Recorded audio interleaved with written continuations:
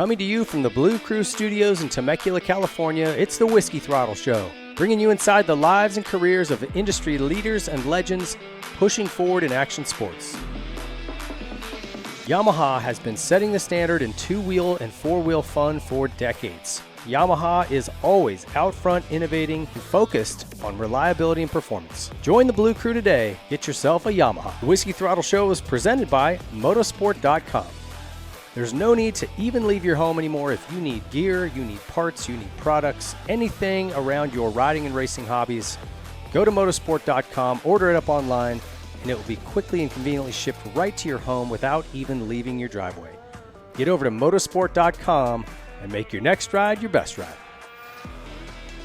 Troy Lee Designs is the leader in off-road motocross apparel and style. So whether you're looking for a cool new paint job for your helmet, maybe your name and number on your helmet lettered on, you're looking for new gear, you're looking for mountain bike gear, off-road gear, they've got the brand new Scout line in GP and SE models. Troy Lee Designs has it all. They've been leading this industry for decades, and they're going to continue to do it. Rockform, creators of the world's strongest magnetic phone case. They have mounts for your car, motorcycle, and bicycle, as well as universal mounts to adhere your phone to any surface. They also have screen protectors, power banks, stands, chargers, and more. And don't forget the G-Rock wireless golf speaker. Magnets adhere this powerful speaker to your cart, or any metallic surface for that matter, so you have tunes while you golf, work, or hang out. Rockform, always innovating the phone case market. Rockwell designs all their sunglasses in their U.S. headquarters in Utah. Then they are manufactured in Italy using the strictest craftsmanship standards, ensuring you get the best pair of sunglasses you've ever owned. From men's and women's designs, floatable, alloy frame, and a UV 400 rating, which blocks out 100% of UV rays, Rockwell has everything you need for you and your family. Use our code WT20 for 20% discount at checkout at rockwelltime.com. The Whiskey Throttle Show is proud to partner with El Jefe Energy. Whether we're throwing a leg over a bike to go riding or covering Supercross races and nationals, El Jefe keeps us firing. Early mornings at the track, long motos, or late nights wrenching in the garage, El Jefe brings the goods and 200 milligrams of caffeine to the party. Visit eljefe.com to check out all the flavors they have available, or go to your local convenience store and pick up a can. El Jefe Energy is fuel for the fearless. Hey everybody, welcome to the Blue Crew Studio. We're back for another episode of the Whiskey Throttle Show, and we've got a really cool guest. Mike Brown is a guy I've been trying to get on for a long time. This dude is an absolute legend in the moto world, the off-road racing world, and just one of the nicest dudes around. So appreciate you coming in, man. Yeah, Dave. Thanks, Dave. I appreciate it being on. It's been a while. You've asked me for many years to be here, and luckily we're here this week, and I could be out and be on the show. Yeah, it's hard to drag you out of Tennessee, or hard to keep you in California. I know. I understand that. Most people are like, they just want to get the heck out of here. No, I don't mind it too bad. A week at a time's good. A week at a time? Okay. You get to eat in and out and, do exactly. something. Well, we start all our shows here with the motorsport.com gate drop. Guys, go over and check them out. If you don't want to go get into traffic to go pick up a part, you can just order it online, man. Go to motorsport.com. Gear, parts, anything you need for riding, racing, whatever. Dirt, street, doesn't matter. Check those guys out. Let's start here with, I think, what everybody's kind of wanting to know is how you're doing. Like, you said it's been exactly 1 year to the day. 1 year to the day. Crashed. I broke my neck. It started as Monday. I was getting ready to qualify for Loretta. It was coming up, I think, 2 weeks before this, 2 weeks later in Axon, Virginia. But the guy's like, come on, ride with this old man on Monday. It was the previous last year. So I rode with him all day Monday. It was a good day, and I was on the 450. And then on Tuesday, the same thing. Did first moto, second moto, 2 laps ago.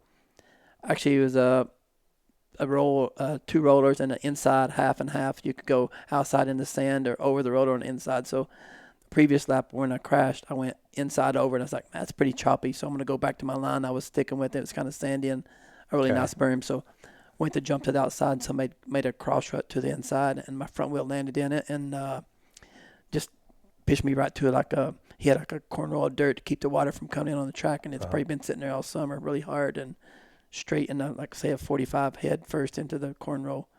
When you were like crashing into that, were you like thinking, this is going to be really bad? So quick, and I was actually going pretty fast in that section, like pretty third gear, pretty on it, and I didn't have time to think. It didn't knock me out or anything. Like I got up, after the fact, I had a broken neck really bad and took my helmet off, sit there, got up, walked to the side by side. Obviously, first came our computer guy, Alex, was on my right side, and I was like, my shoulder's jacked up. I felt like, my really tingly, and I still get a little tingling in my finger, but I thought it was my shoulder. And then Jeremy, our manager, came up, and I turned to my left, and I heard, I said, my neck's broke. And no, it ain't broke. So anyways, I get up, walk to the side by side, get in it, drive down to the shop, take all my gear off, and Jeremy makes us a microfiber towel and like wraps collar, it. Wraps it up, duct tapes it on. 2 hours to the hospital. I actually didn't go to the hospital. We went to the doctor's office. Go in and it's like, X-ray it, put me in a hard shell like cast. Told me to come back in 10 days, and I was like, and I get up off the bed, and the first thing I did is like, my neck. That's the only time it's ever hurt, and it never hurt again. So I get up, and I was like, Jeremy, now I got to go to the hospital. So across the street was the hospital, and went there straight into the CT. You remember Andrew Matuzik? I know the name. His wife, he worked there, and seen me come in a wheelchair. But then I was in a wheelchair because I'd had a stroke. Oh, so really? I go in, and she's like, Mike Brown. I was like, yeah, that's me. I think I broke my neck. I'm having a stroke, but I still remember everything to the day. Were you having trouble talking or anything? Nothing. I knew everything. But it was a minor, actually, it was a bone fragment on the aorta. It nicked it. And this is number 2 in half inch forward. Me taking my helmet off, walking, doing all that. You did all this stuff, dude. It's crazy. I can't believe you heard a crunch, turning your head. No, as soon as I turned my neck, you could hear it, because it was, I can show you pictures after, but it was, plumb in half, everything, number 2. And then, obviously, they went in through my neck. C2. C2 and 5 and 7. 5 and 7's fused with a little plate, and number 2's got a screw. All they could do is that. And they go through your neck, and but the worst thing for me is my throat and talking and stuff. Yeah, I said, oh, man, you losing your voice. You're like, no, that's from the surgery. It is, The more. But literally then, dude, you are lucky to be alive and definitely lucky to be standing. 100%. I couldn't walk for 2 months probably. I went stayed there until 20th of June, went to the Shepherd Center, trying to learn how to walk again. And when I left there, I was still in a wheelchair.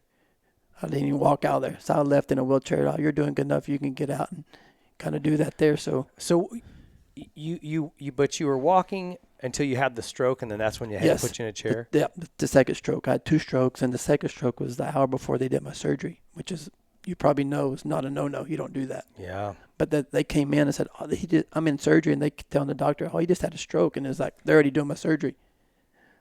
So that's not a good sign. And then the funny thing is, I was at Shepherd Center, and I was there with some other guys blowing in a wheelchair. You know what I mean? The really bad people. Yeah. I was actually to be lucky that I can move my feet in there in a wheelchair, but I'm there, and the doctor, that was probably 80s, original doctor from Shepherd Center, came in and was like, who's Mike Brown? I said, that's me over here sitting here.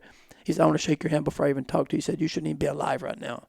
You see all these guys here? You should be way worse than these guys, which is pretty crazy. Yeah. That's heavy, dude. Obviously didn't know all that stuff. I knew roughly kind of that you'd broken it, but you never know. Some guys will just break up spinal process, the little spinous process, and go, I broke my neck. And you go, but you know, that's not such a big deal. Yeah. That's a big deal. Where I broke it, yes. And there's people that's paralyzed, and I feel bad for it because I was seeing that and around all that stuff for 2 months. And it's, I am lucky to be here, and I'm not complaining and being a little whiny ass about it. I see the situations they were in there is not good. And I did get super luckier than I should have been. You know what I mean? Yeah. I was. I heard Rhino came out and visited you too. First day out of the hospital. Pulled up to the hospital. We were going, all right, we got to pick somebody up at the airport. And I pulled up, and I was like, freaking Ryan Hughes at the airport here. So he pulled up beside, and it was him coming there, and it was just good. Ryan Ho was awesome. I've never hung out with him like I did, and he was there for 3 or 4 days with me and watched the Tour de France and eat pizza and talked, and, it was awesome. It was a great thing. And like I said, you can't be enemies forever. And like you said, it's. Yeah, well, he's got that crusty shell, but there's a soft, gooey center. 100%. He's a good guy inside. So yes, sir. He's always been a little squirrely, but he's a good dude. He's a good dude, 100%. Well, man, You look good. I like if somebody just saw you, they'd never even know. I don't think if someone didn't know you. You know? No, I feel good. I'm back on my bicycle. I've been on a bicycle a couple hundred miles a week most of the time. Do you really? Yeah, and I can run now, so it's getting there. Like I said, the strokes is my neck's all healed up and all good. The strokes is what the main thing. It's kind of like I almost have vertigo. At first, when I first did it, that was the thing. If I stood up, I'd just fall straight to the floor. I couldn't have no balance, and then I worked on it. I had glasses, and I would see 6 of everything. But now I'm good. I'm back there normal, getting there. So you say you drove here, man. I hope you're like you just aim for the middle road. That's right. Aim for the middle. No, man, I'm glad to hear you're doing okay. That's crazy. And a year already. Year today. Jeez. Yep. Probably as we speak is about 3:30 is 4. I think that's when it happened. Where you were crashing. Yeah. Jeez. I was on my way to the hospital. Well, that's crazy. Well, we're glad you're here. I'm glad you're doing all right. Well, thank you. Yep. I want to jump into your story first, guys. Get over to WhiskeyThrottleClub.com. If you're not a member, so many benefits. We're giving away 2 tickets to every national this summer. There's all kinds of features in there: Code Red, Hang Time, Electronic Ping, Gear Up. You can call in to Après Moto when we do our post-race shows. Members get the phone number to call in and chat with us, and all of our Elevate training videos in there. So it's all great stuff. $5 a month, real easy. WhiskeyThrottleClub.com. Check it out. Our guest story is brought to you by Yamaha. Join the Blue Crew. Get to the Blue Crew Invitationals. If you're a mini rider or a 125 rider, this is the coolest experience. You can qualify to go to the Motocross of Nations and ride a moto at the Motocross of Nations right after the pros qualify. It's super cool. Cannot recommend enough if you own a Yamaha to go do that. Okay. Frog Holler? Where are you from? Frog Level. That's where I grew up Frog at. Yes, Level. Frog Level, yep. Possum Hollow was the road behind mine. That's it. I always remember hearing that. Well, that can't be true. Yeah. And Randy Richardson like, no, Frog or whatever. Frog Level, and Frog like I said, Possum Hollow was in my next road behind me. So that's about as hillbilly Tennessee as it gets out there. Yep. What was it like growing up there? It was good back then. As obviously Has it changed back then, a lot? Not really, no. Really? Can't get much. Like everything's still farm, and Okay. it has a little bit, but back then there's still motocross, nothing there. Back then, obviously it's grown everywhere, but my little town is still big. As Muddy Creek was there, I grew up 2 miles from Muddy Creek. Oh, okay. You're that close. I didn't Yep. realize it was that close to it. Okay. And that was my first race, and I raced there many years. But it was good growing up there. Like I didn't have I never rode Supercross in my life until I came to Mitch's team and came to Honda. Went to Honda Land and went on the Supercross track. And They didn't exist back there. No. I didn't know for sure. Yeah. Yes. Do you have siblings? I do have 2 boys. Yep, 23 and 20 years old. No, like brothers Oh or sisters. no. You're the only child. Only Okay. kid. Yep. And what did you before you got into bikes? What were you into? Bikes. What'd you I love like? bikes. My dad raced when I was a kid, and he stopped when I was probably 1.5, 2 years old. I still remember like seeing him ride, or remember being around the bikes. And then my mom would never let my dad get me a bike until I was 13. Oh, is and that then right? I got one on Friday and racing in Muddy Creek on Sunday, and then ever since That was it. been on. Yeah. All right. Was your dad pretty good? He was a local pro in the area. Yeah, he wasn't bad. Yeah, he was a good rider. No Yeah. nationals or anything. I guess. No. Was there even nationals back then? It was probably They 70s, were. right? It had been just starting 71, I think, was the Yeah. first year. 70. Huh. Yeah. Okay. And what was your first bike? I actually had a little Yamaha Enduro 100 or 80 before I got my CR85, 80, CR80. CR80 was your first, like. Yep, 85 model. All right. Gosh, you started late. Maybe that's why 13, you yeah. went so long. Probably, yeah. Yeah, I didn't start when I was young. Your career is crazy. Like, it goes so. I mean, I knew it went a long time, but it goes even way further than I thought. Because all Yeah. your off-road stuff took off, and you were Off-road, when I was done racing in Europe, I came here in another 5 or 6 years in that. crazy. So, you did your first race at Muddy Creek. Do you remember how that went? Yeah, third, junior Yeah. mini. Okay. But You remember it like 100%. I still got the trophy and everything, but I did get third there in the junior mini class, and there was some good kids there. I don't know if you remember Chad Lowe. I don't remember that name. He did a few nationals and stuff, but there was some good kids there, that local kids that were good. Who were the guys that kind of you grew up riding racing with in that area? Ramsey. Kevin Walker, Ramsey. Ramsey was here. I guess he's your age, huh? A little younger. A little younger, yes. He was from Chattanooga area, but he was, when I was in the pro, he was a novice, and he went from novice to A. He skipped B, I think, and he got good quick. Yeah. He was good. And then remember Stevie Childers? Uh-huh. He was in that area, always local pro. Jimmy Chester. Chester, I remember him. Um, I was trying to think of who else from Tennessee. I know a lot of guys. Was But a lot of them are like LaRusso. They're Northeast, huh? They're New England. Like Tony Lee Yeah, or something? LaRusso, yeah. Okay. Yeah, Massachusetts, yeah. I was trying to think of who else was from Tennessee. Anyway, cool. So those were kind of the guys you grew up with. Yeah. Who were you looking up to? Like, who was your guy when you were young? David Bailey. Bailey. Because he was close. Axton, Virginia, and David, they were an hour and a half from me, 2 hours, something like that there. Okay. Yeah. But I always just the JT Orange Gear, Honda, always a Honda guy. And I went to Gary Bailey's school at his place when I was on that first year I started racing. Oh, you did? I went there. Did you smack your hand with a stick? 100%, yes. And it's crazy because he didn't really know who I was back then. But I've seen him, and he remembered me being at his school after I'd done better in Really? racing. Yeah, 100%, yeah. Gary's a good guy. I don't know if you could get away with that these days, hitting kids. Like, No, I you'd be sued. Yeah, you'd be you'd gone. get in a lot of trouble. Yeah. That's like old, teachers used to hit you with a ruler. I got that too. Did you? Not on the hands, but on the butt. Yeah. A few times. Yeah, paddles. Yeah, I mean, paddles, old yeah. school Discipline. discipline was different. Yeah, 100%. Kids now, you get a timeout. Yeah, Right. exactly. Yeah. Different world. Okay, so what was your first? When did you kind of go from racing locally and that to I guess Loretta's wasn't even around till. Yeah, I did Loretta's. Did you? I did As a kid? I did Ponca. This is funny, a good one here.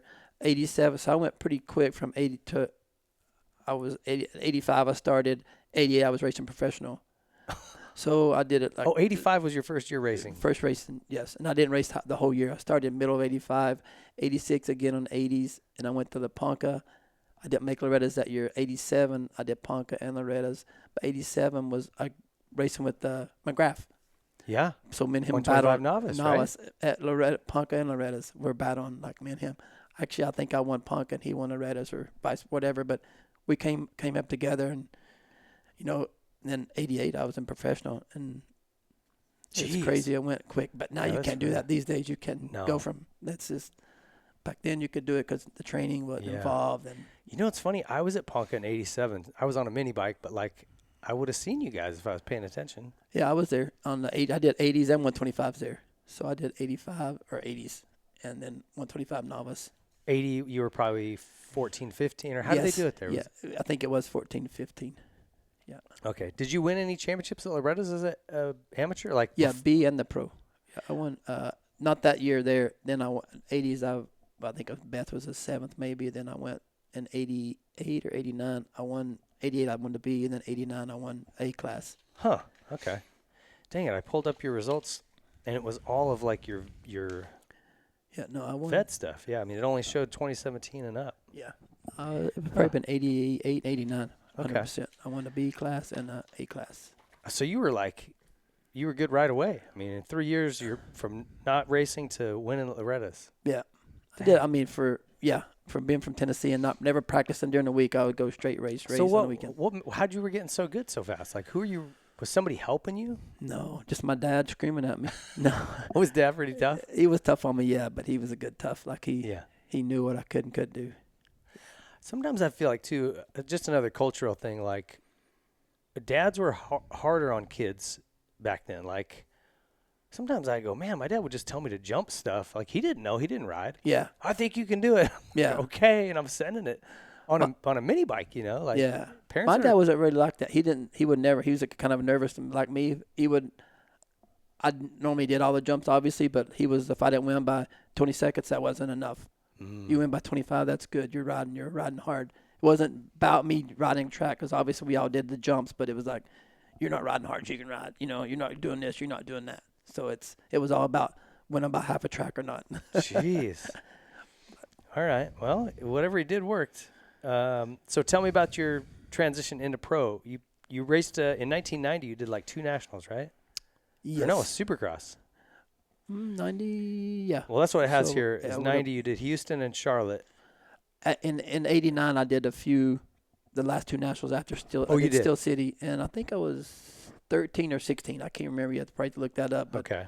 that was my first national. Steel City, I did Loretta's, and I won the A class. So I went to Steel City and did what I did there. And then the previous year, Team Green wanted me to stay back and do amateurs another year. So I was like, no, I'm ready to go pro. So I went to the local shop, Jim's Motorcycles. Yeah. Still like my family there, and I got Hondas, and Mitch did the stuff, and I went and did a couple of Supercrosses that year on my own, and then a couple of nationals, and did good, and I got on Mitch's for 92 for the Peak Yeah. Honda. Yeah. Okay. So 90 and 91, you were just privateering it. Yes. And this gyms, they were just the local shop. You just knew them from being local. My dad raced for him when he was coming up through racing, Okay. and yeah, it's like my family still to this day. I still speak to Kirk Hayes, and them guys they if I needed bikes right now, I could have whatever I want. But it's like family, and like I said, I did it 2 years with those guys, and they supported me until I got on the Peak Honda thing, and then obviously lost that ride halfway through the year. It's funny, like, because I remember I remember gym cycles, and I just thought it's like such a backcountry name. It's just so gyms. simple, right? Exactly. At the corner of Frog Level and Possum Hollow. It fits perfectly. Okay, so you actually did okay in 91 too. Like you had a third at Pontiac, fifth at St. Petersburg, which I didn't even know we raced there. Second at East Rutherford. Like you put some good results in as a privateer guy. Yeah. In 91, who was winning? I can't even remember. Maybe Denny was 90. Maybe Denny or 91. I can't even remember who was winning those years. Lusk and him, but he wasn't there. It would have been. Well, there would have been Pete guys. Was it Swink? Swink was there. He was winning. Yeah, it must have been Swink. Yeah. Swink went to Suzuki that year. He was on Suzuki. He went to Suzuki in 92, I thought. No, I think I took his spot. In 92? Yeah, 92. 91. Yeah. It would have been Swink on the Honda. Was, all the Pro Circuit guys were winning. Yeah, okay. That's like Jeremy's winning on the West Coast. He was gnarly, huh, Swinkster? Yeah. I used to stay with him in Florida and Ocala when he had his place there, and New Mac and them guys. And did you ever come down there much? I never stayed with him, but he was Suzuki and I was Suzuki support, so like crazy. Yeah, and I was good friends with Jimmy Button, so and they were buddies. Yeah. So I kind of hung out with him just coincidentally. Yeah. Like he was a good-hearted guy. He was one of them guys, you know what I mean? He had natural talent and then didn't want to train as much as he should have, but whatever. Yeah. Well, it happmiş. Exactly. It happens. Exactly. Okay, so tell me how the PC deal came to be. I mean, you obviously had some good results. Was Mitch? Mitch still back then, he was tougher than he was now. I used to call him every day when I was doing results, and Mitch, I want to be on your team. I want to be on your team. And I think he's seen that, and he had a spot open. I think it was Brian went to Suzuki, and he had a spot open, and he gave me a shot at it. And the shot was if I did good in Supercross, he would keep me on for the Nationals. So I did okay a few races, and then he kept me on for a few Nationals, and then that was it. I was on my own after, I think, Sacramento. So then I was. So how come you didn't do all the Nationals in 91? Just money? Just tough? Yeah. Okay. But it's like, I feel like, well, I don't know, you were good indoors and out, but maybe I would say you probably are better outdoors. Was that the case back then? Yeah, I was better outdoors, but I think. But you were getting like seconds I was getting and thirds. Seconds, yes, and I didn't practice Supercross. I didn't have a track. I was still living in Tennessee, no Supercross track. I would just winging it. Ride during the week if I could, somebody's yard or whatever I had. We have a couple guys that really had tracks in the yards, and it wasn't nothing special. So, but that was really pretty common. Like until I don't know, late 90s, guys didn't really have tracks. Like you had to be a factory dude out here. Exactly. And if you were like a 125 guy, like even riding for Mitch, it was like they'd let us ride the Cowie track, but some days no. Some days no. Yeah. Exactly. So interesting. Okay, so Mitch just approached you, got that deal, and then like I've heard you say before, you just kind of like, you just, I don't know, you get kind of tighten up and get arm pump and stuff. Arm pump. I didn't know how to train then either. I didn't know people were starting to train a little bit. I would get tight, but 90% was always arm pump for me because I never practiced enough on Supercross to even get a feel for it. Supercross suspension, never had it until I went there. And it's just a lot for me. How was that bike though? Good. It was like a rocket, huh? Crazy because that bike I rode it probably the same engine when I was at Honda Troy on the Honda 125. That would have been 96, 97, still the same engines.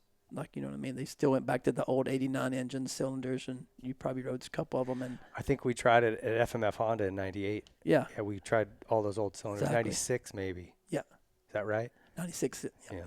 Because that was when Lammy and Henry were on them, and they were. Yes, they were quick. Real quick. Yeah. But we could never get it to run. Yeah. I think the bottom end was different on that bike, the aluminum frame, and then. Changed it up, yeah. I remember it. So, yeah, you had like a 6th at Charlotte, a 7th in Atlanta. You had like some results, but I coming from the year before where you were on the box, it's like I'm sure he was. Mitch isn't, especially back then, he was tough. I was telling somebody the other day, and this is later years on in with Mitch, when I was on the Kawasaki, and Shea Bentley and me, He was doing West Coast Supercross then, and I was on the 252 truck then. And we didn't have a good weekend. Obviously, I didn't. But Monday morning, he's like, meet me at the shop 8 o'clock. And Mitch in his van driving beside of us just screaming and yelling at us the whole way for 5 miles. Really? Yeah. But for me, coming from my dad, that didn't bother me as much. A lot of people does, and I can overlook stuff like that there. But he's gotten champions, hasn't he? You know what I mean? He's done good. Well, but I think he did learn. And Nathan Ramsey actually is the one that I think sort of opened his eyes to it because he tried – you know, he screamed and yelled and was very tough with Rhino. Yeah. And that worked with Rhino. Yeah. Worked with a guy like you. Like, but for me, I would just be like. Lock up. Yeah, like, dang, dude. I mean, it would almost just make me more, like, less confident. You know what I mean? Like, oh, man, I'm sucking. I'm blowing it. I'm not. You know what I mean? Yep. And he's trying to motivate you. That was his way. Yeah. And Nathan finally just told him, hey, dude, you're not helping me. Yeah. You know, if you want to come on and give me some constructive criticism, cool, but talk to me like an adult. Perfect. Exactly. And I think that kind of opened Mitch's eyes. He's like, all right, I got to handle these guys. A little different. You know, I got to look at their 100%. Personality and go, okay, Brownie likes to be yelled at. I'll scream at him. Yeah. I'll scream at Rhino, but I got to just be calm with Nathan or whatever. So he's definitely softened over the years. But I think all kids like that today. Like nobody can really handle a lot of getting on to. Well, that goes back to what I said. I think it's just the culture now. As me being a kind of a trainer now, it's like I see a lot of people's tough on them, and you got to read how they are. You can't be tough on somebody that's tough on themselves. Yeah. If you're screaming at somebody that's tough on themselves, then you're going to dig a bigger hole. And that's what I always would tell my dad. I'm look, I'm more bummed than you if I don't do well. Like you don't have to pile on. No. Just, help me find a solution. Build up. Yes. Yeah.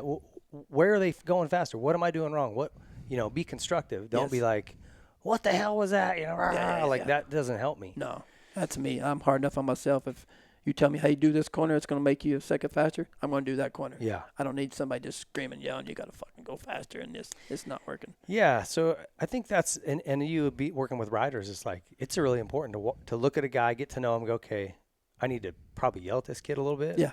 Yeah, some needs it, and some can handle it, and you got to, if you don't know, you got to be able to read kids that, yeah, there's a lot of kids that can't handle it. You're like a psychologist a little bit. Babysitter, psychologist, that's right. Okay, so you lost that deal with Mitch. What did you do the rest of 92 that summer? Car racing. Go-karts and car racing, late model dirt. I did that with my dad. We started actually go-karting in the dirt. Oval, Briggs & Stratton, 5 horsepower. Then you had the limited, so had more. Got into the late model dirt cars like you see, the wedge kind of looking cars, did that. And then 93, I was like, man, I actually got a mountain bike. I won a mountain bike in probably 91. Back when they used to have the amateur supercrosses back east. With the few races, you've won a mountain bike. Anyways, I won a mountain bike. I'm going to start mountain biking just to, looks fun. So I got a mountain bike, started mountain biking with some of my buddies that raced. Started doing that. I was like, man, I feel like I'm in pretty good shape. Way better than I was when I rode and raced a lot. So got back into racing a little bit. Worked at Jim's Motorcycle as a parts guy for 2 months until I was like, $200 a week ain't cutting it, dude. Never happening. So obviously I started mountain biking, getting in shape, and I could show it on my dirt bike, and I felt better and started back racing end of 92 or 93 and car racing a little bit. And then I think 93 I won my first Supercross. Yeah, you did. So what were you on? What were you riding?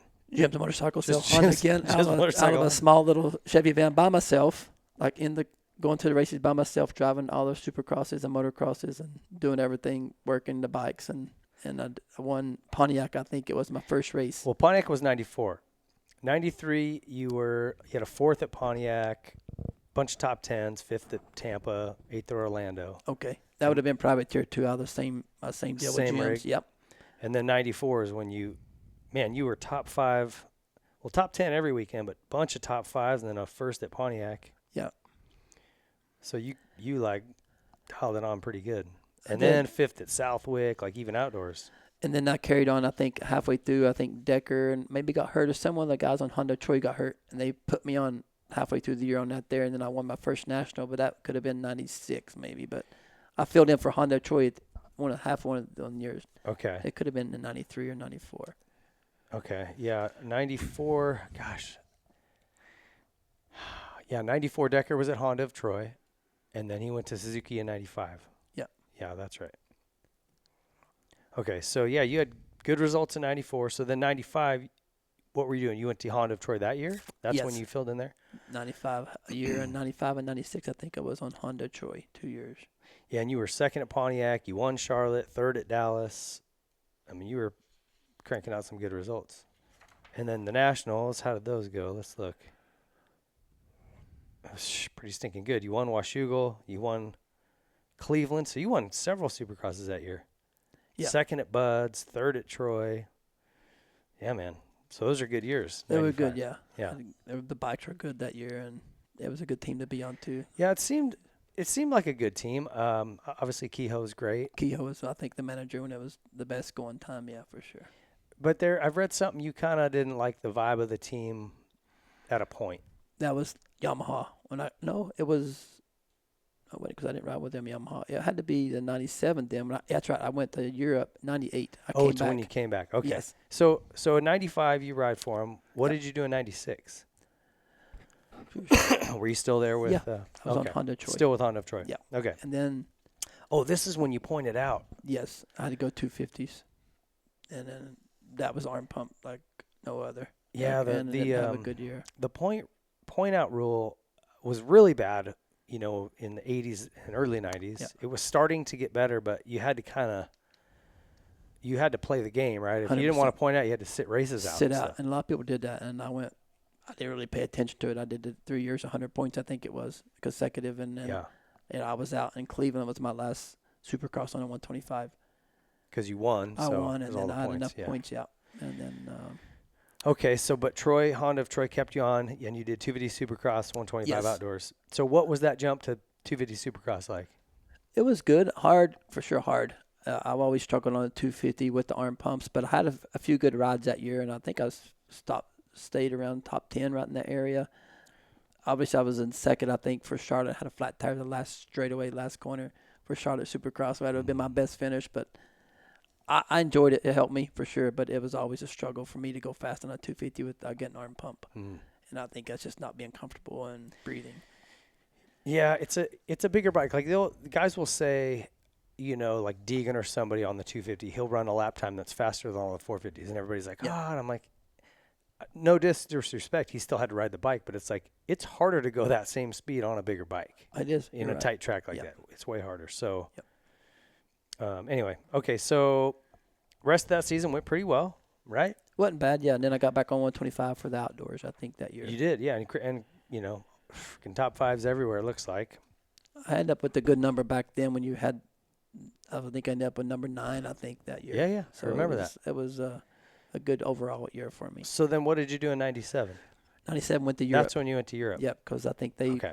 went to. No, they didn't go to Yamaha yet because I came back with Honda Troy again in Yeah. 98. Okay, so where did you go in Europe? Who'd you ride for? How did that happen? I lost my ride with Honda Troy the previous year because they thought they were going Yamaha before, and then last minute is like, oh, we're gonna go Yamaha. So I went to Bobby Moore, got me to when he was over there. Talked to Rinaldi Yamaha. I was on Rinaldi's the factory Yamaha 250 team that year.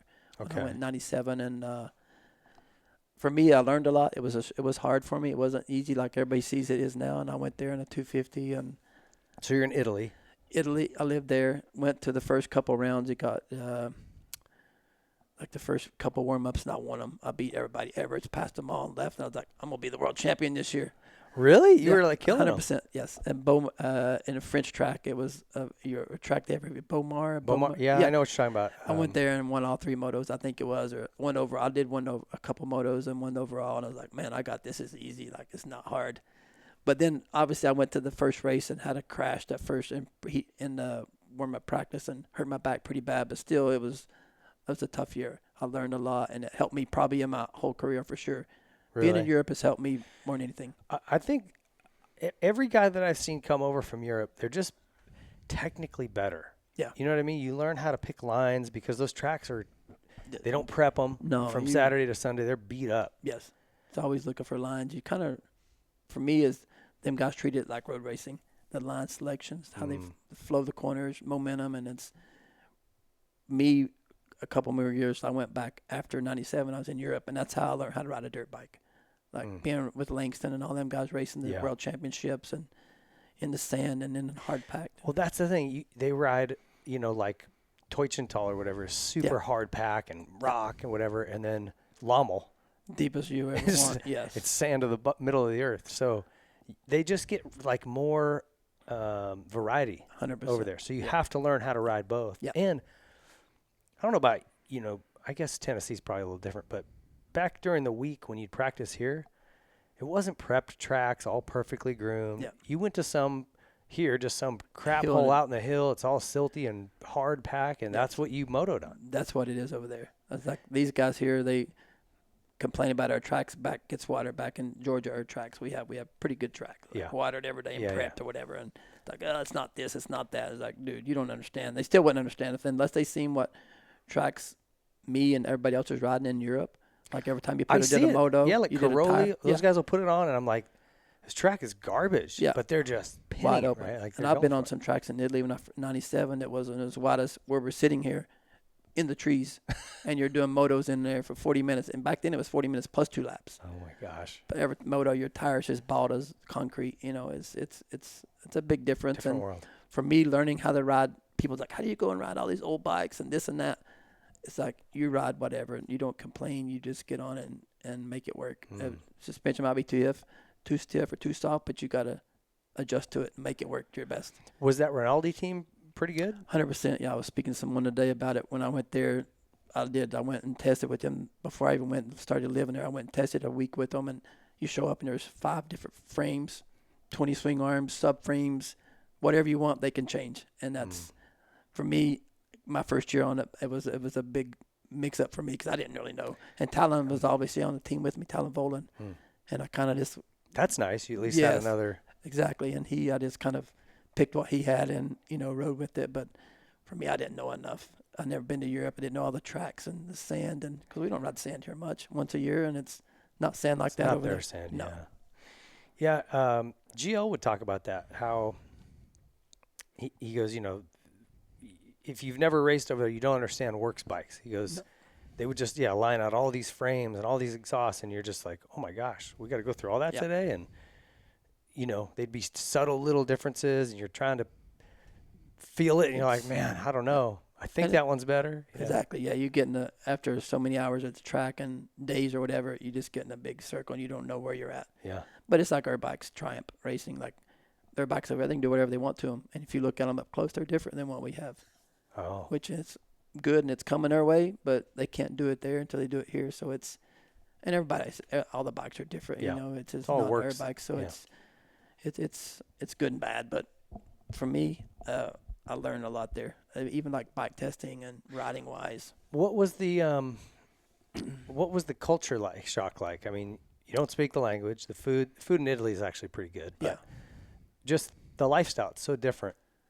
Was that a struggle at all? It was, especially going to Italy in a small town where Rinaldi was. Langriano was the name of it, and nobody speaks English here. Like you go to the grocery store, and I'm a big guy, but the first week I cried my eyes out every day. I go to the grocery store, didn't know how to get anything, didn't know nothing. Go up to pay for it, you don't know what they're saying. You got to take your own shopping bags. I had nothing, and it's it is good. Like the culture is good for me coming from Tennessee, which is kind of the same mentality as over there. It's everybody's super nice, but if you don't know the language, it's hard. And by 3 months, I can speak Italian pretty good. Is that right? I lost a lot of it now, but if I'm there for more than 2 days, I can learn it pretty good. But for me, I love it in Europe. I can live there right now and go back. And is that right? 100%, yeah. I like the culture, just the whole everything. The rain and the stuff, I don't mind that. Like, first day I get to England, maybe we can speak later on about when I went back there, it's like I rode in the rain every day. And I liked it? Yeah, because I lived in England then, and it rained out all the time. Yeah. Like, it wasn't like a pour-down rain like we get back east, but it was always a mist and mud holes, and you're just doing motos in it. Interesting. Yeah, I have a lot of appreciation. Just the trips. I've gone over for a week here, 2 weeks there, and I get homesick, man. Like it's not easy. So I have a lot of respect for anyone that leaves their home country and goes and lives somewhere else to race. Yeah, it's way harder than I think people give it credit for. Yeah. Doesn't matter who you are. If you're Australian and going to Europe and then coming here, or wherever, German, doesn't matter. It's difficult. It is. Okay, so how did you do that season? So you had a back injury, but like, do you think you crushed everybody at that opening race? I don't know if they're just like, they're just out Maybe there they to weren't up to ride. speed yet? 100%. I think that's it. Okay. That wasn't up to racing and didn't mean nothing to them. But for me, I was like, we're racing. It doesn't matter if you're racing go-karts or a skateboard. I'm out there to race. Yeah. And maybe I caught them off guard a little bit, but yeah, I didn't do much that rest of the year. I did some good races. I always started good. I was always a good starter, but over there I'd start good and either, I don't know if I got tired. I don't feel like I got tired, but just arm pump. And the bike I picked was super aggressive too. And it was too much for me at first when I should have mellowed it out. And Talon was a pretty aggressive guy on it. So obviously I pick what he likes. And halfway through the year, they're just like, here, this is what you want. And they're just throwing stuff at me. And I didn't have no idea what I had. Yeah, when it's that long of a race and the traction is probably less than what we'd have here, man, it's got to be nice and smooth and soft. Exactly, and I was fastest bike you could freaking get, and it wasn't the right thing back then. And I'm still young, and I'm like, I want the best one you can get, And they had really good stuff. It wasn't the team was top to none. Like it was a good team. Was Bob over there with you? Was he your manager? Or? No, Bob was still racing. Oh, he was still racing. 125s, yeah. It was his last year, I think, over there. Okay. He was racing a little bit. He got hurt off and on a little bit, but. Oh yeah, that's right. That's right. Because he was my team manager in '98 over here. That's right. Yeah, he came back, and that's right. Okay, so then in '98, tell me what happened. So 98. were you just had a 1-year deal with Rinaldi? Yes. I did that, and then halfway through the year, Kehoe called me and said, hey, man, your results are good. We want you to come back. So I went back to Hondo Choi again because they were still Hondo Choi in 98. So I would go back 250 again, Supercross, 125 outdoor, and I don't even remember my results that year, but they called me halfway through, and I was excited to go back because I was kind of over it, like my results, and just I wanted to go home. Yeah. Italy was tough. Okay. I mean, you had an 8th in Seattle. I remember that race was so rutted. Do you remember that race? One had the big quad in it. Was that one or no? They had a big quad up there that year. The Albertine then was on the Suzuki's then. I'm not sure. I just remember you were in a rut the whole track. Yeah. You jump in a rut and have to land in a rut, and it was just I can remember that. And Pontiac was always that same. Okay, so you did like you're always looks like a lot of top 10s and 250 Supercross, then MX. Oh yeah, good. 2nd at Bud, 2nd at Troy, 3rd at Redbud, 4th at High Point. So good results. Yeah. So you're happy back here, you're doing well, and then 99 comes and they go to Yamaha of Troy. They go to Yamaha, which is a 125 only team. And I go back to Europe again. Had nothing, nobody, no offers, from nobody, and then Bob again came through with Dave Thorpe. Dave Thorpe ran the team I went to Europe for next year. Honda, okay. 125s. And was that the Caterpillar? Yeah. Okay, yeah. Yes. So that's all I had. I went back, and my. So where were you staying? Where was he based out of? England. Where in England? Right outside of London. Outside of London. Yeah, okay. Yeah, not far. 20 so minutes. At least they speak the language. Probably was that easier? Yes, and he put me with the family. I never knew the kid race Finbar, Neefsies. That's like probably my best friends now, are good family, and I still go see them all the time. And still speak to them, and I actually got to live with them, and he raced, and we traveled and did that there. But it was good. Like I said, I learned how to do a lot there as racing. I was riding in the rain. But the 125, we go back to the sand and hard pack. To the hard packs, I could probably qualify 1 or 2 every week. Go to the sand, I barely could qualify for the race. Okay. Just with the bikes, because of KTMs and Huskies. Well, they were fast, They were ripping. Yeah, they were so good over there. And I wasn't the best sand rider neither. I learned how to ride sand over there, and it taught me a lot. By the end of the year, I was winning sand races. Meal, I think it was called. I won there over Quixote and them guys. Okay. It might have been the year after, but I got good in the sand enough to win a race. And this was the year when you started battling with GL. Yes. And you guys carried that rivalry for a while. Yes, 2 years there, and then obviously we came back here, and but. Did you guys not get along over there? I didn't really know him then over there. Okay. I didn't. Like the first year we kind of battled in the back. I think I might have beat him that year. I'm not even sure. Yes, because I think I got 2nd or 3rd the first year and the 2nd or 3rd the second year. But the second year, we're battling for sure. Okay. I feel like you'd be a good sand rider. Like your fitness has always been good. Yeah. And you got longer legs. Yes. So I feel like for the sand, you're built for it, man. Yeah. I actually rode sand more when I went to 97, Italy's all hard. We had like a little sand track that you would have around here. Probably we could go ride a little bit, but everybody now lives in Belgium where the sand is. If you got it, we can go ride it. But England, we had a lot of sand tracks. I learned how to ride it a lot better there for the second year I was there, the 2 years. Okay. I was good in sand. Like I was, yeah. Coming back here, I was as well taught. Coming back to Southwick the previous year, it was always Pastrana and Langston who's going to win, and the Southwick, and I had a good day that day. Yeah.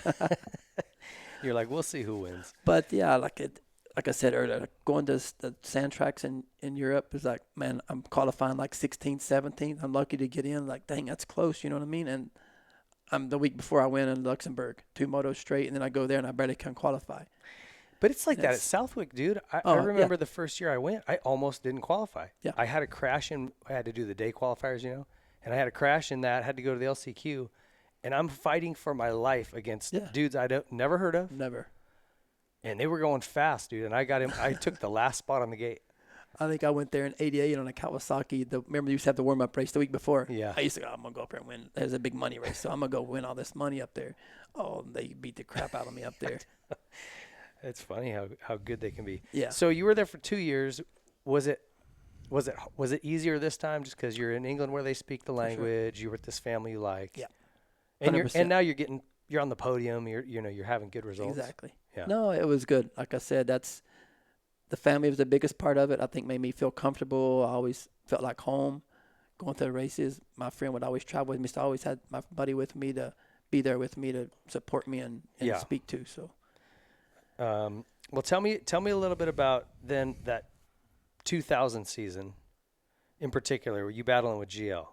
Yeah, the first time I really ever heard of him, I think he won the race that day. It was in Germany. It was a sand race, obviously, and that's the kind of, I was like, who just won the race? Oh, Grant just won. I was like, no way, because he's not been from that race on. He was a top kid, you know. He was the guy. Okay. But up until then, I was like, he was back in the 3rd, 4th, 5th.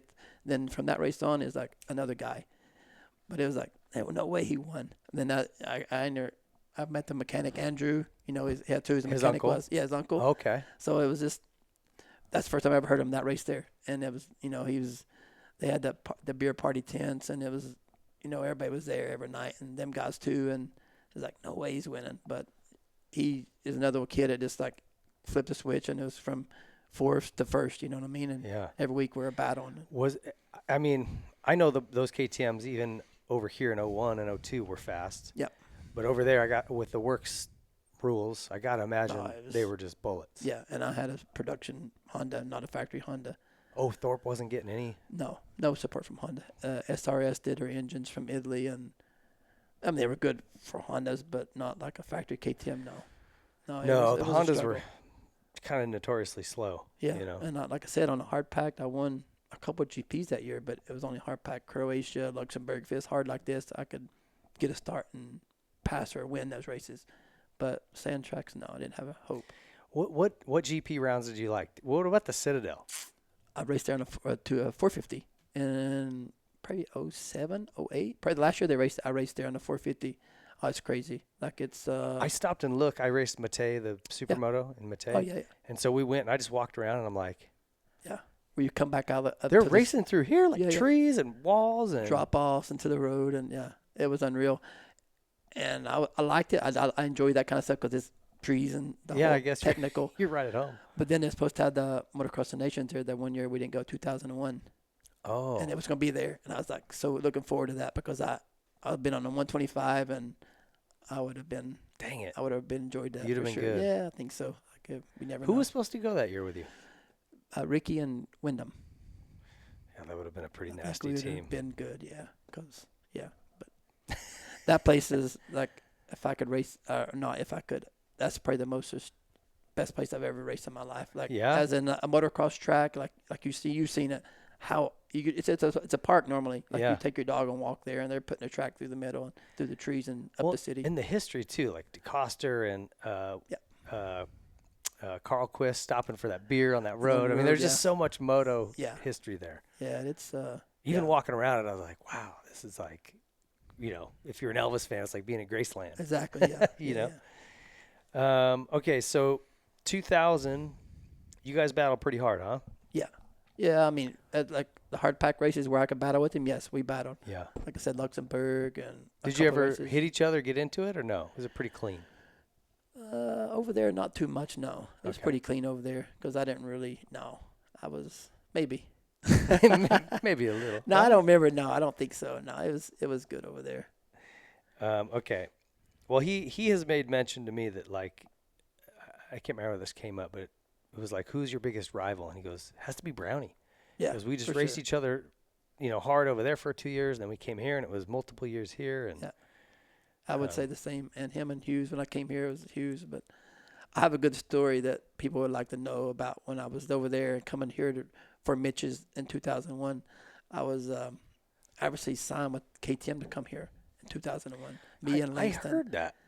And through Kurt was over there. Kurt was still team manager here. Yep. He came over to sign the contract. And I feel bad now for even doing it, but this is what happened. Like, he's beating on my door on Friday or Saturday before all day long. He want me to sign the contract. And you're I already semi? signed it. Or where? No, at the hotel. Okay. I wouldn't come out of my hotel room. I sit there all day long and never came out until the race. And I actually went and won both motos that day. But I didn't want to tell him that I already signed the 11th tent from Mitch too. Oh, you did. I had both. So you had 2 good offers, but were you just nervous that? I was nervous about KTM coming back here and if it's going to be good. And I know Mitch, I rode for him, and I know the stuff's good. That's the only reason it wasn't. I don't know how KTM's going to be coming here, and obviously they were good. Yeah, but you made the right call. I mean, GL could ride it because he was used to it. Yeah, exactly. With no linkage. Yeah. It was really hard to just jump in on something. Just feel comfortable on it. The motor was great. That's fine, but I just couldn't get comfortable with the way the chassis was. And you rode it that year. You were on the team. I was on the team in 01. Yeah. Sellards, though. Sellards was too. Same thing. Like, we were all kind of lost on it. And then he'd go win. Yeah. Because, he was used to the was bike. Used to feel for it, even though it was a production-based model, it was still, you get that same feel. Yeah. And he had 2 years on it. So he made us all look stupid, but it was a tough bike to get used to at first. Yeah. No, for sure. Like, and that was a funny time of the year. But the reason I say that is because when I quit racing over there in 08, 09, on my way home, Kurt left me a message on the phone. Hey, we'd like for you to come and do the works races off road. I was like, no way. I thought it was a joke at first, but I get off the plane literally in Atlanta. I called Kurt. He's like, hey, we'd like for you to do the work stuff and EnduroCross maybe for us. So yeah, you're Kurt's kind of guy though. Like no BS, just hard worker. Yeah. You're his kind of guy. And I didn't think I'd ever ride an off-road race, but to be on the factory team, I was like, let's do it. Okay, so when did you first see Kurt after that day, and how awkward was it when you had to tell him, I had to fly, like that week I flew to California and started doing my thing, and I think that next weekend I did a works race in Honey Lake or somewhere, and like I have no clue. No, I mean when you signed with Mitch in 01. Sunday morning for the race. At the race? Yes. He came over and you're like, sorry, man. Yeah. I didn't tell him. Oh, you didn't tell him? Nothing. He didn't really come to the track, to our truck at Caterpillar. Okay. As soon as I was done, I was out there with my friend Finbar back to Germany or back to England, and I didn't really even tell him. I had actually my manager Dan Dilkey.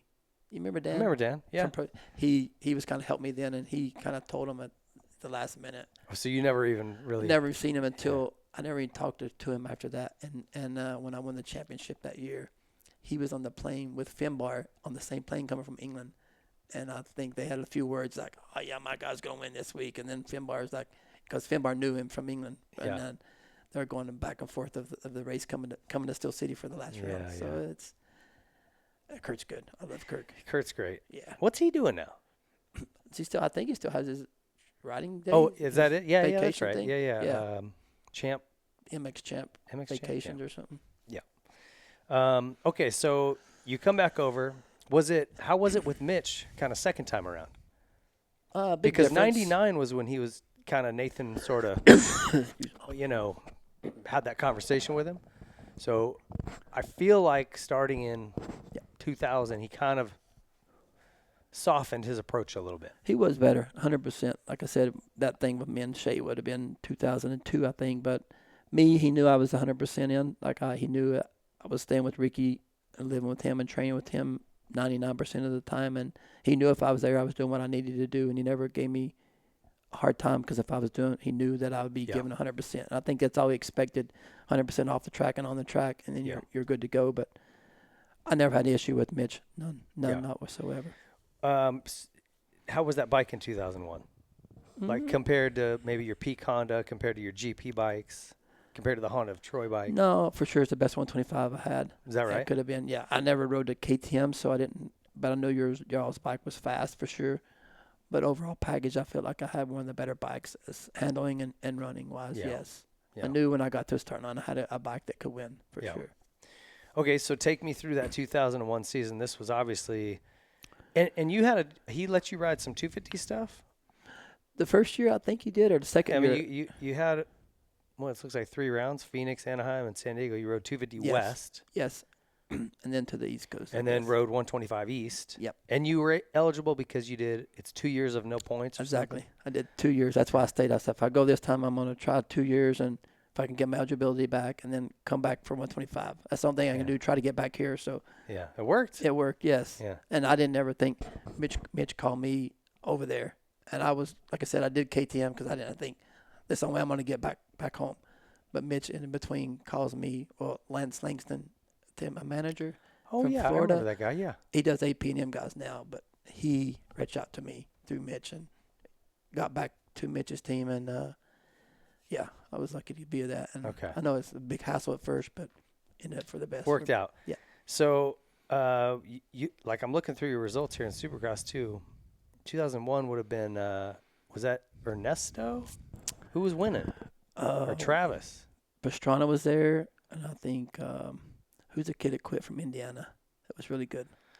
Oh, Hepler? Hepler was good that year. He might have won it that year, maybe. I think he did. Hepler was up there. He was there. Man, I can't remember. Suzuki. I can't remember him neither. Or was hold on, this was the year Button. Ramsey rode the 250F. Was he in there with us? Mm-hmm. Sellers was in there. I Sellers think Ramsey won it on the 250F Yamaha. Because Ernie won the West. 125. No, on a 250F. That was the first year, 01. Okay. I think that's what it was. Okay. That makes some sense to me. So you're getting seconds and thirds every weekend, though. Yeah. So good indoor. You stayed healthy, I'm assuming. Yes. And so then you went into the outdoors. And I was surprised by this, dude. I don't remember that. You got a 40th at Hangtown? Is that right? Both motos, the piston broke. Both motos. Oh. Not one, but both of them, the bike broke. I think it's a piston, whatever, the piston ring or whatever. But DNF going into the second race with no points.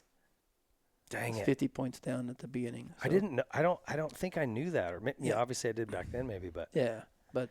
So was GL, did he win these? I think he won Glen Helen, right? Yes. So was he winning like some of these rounds?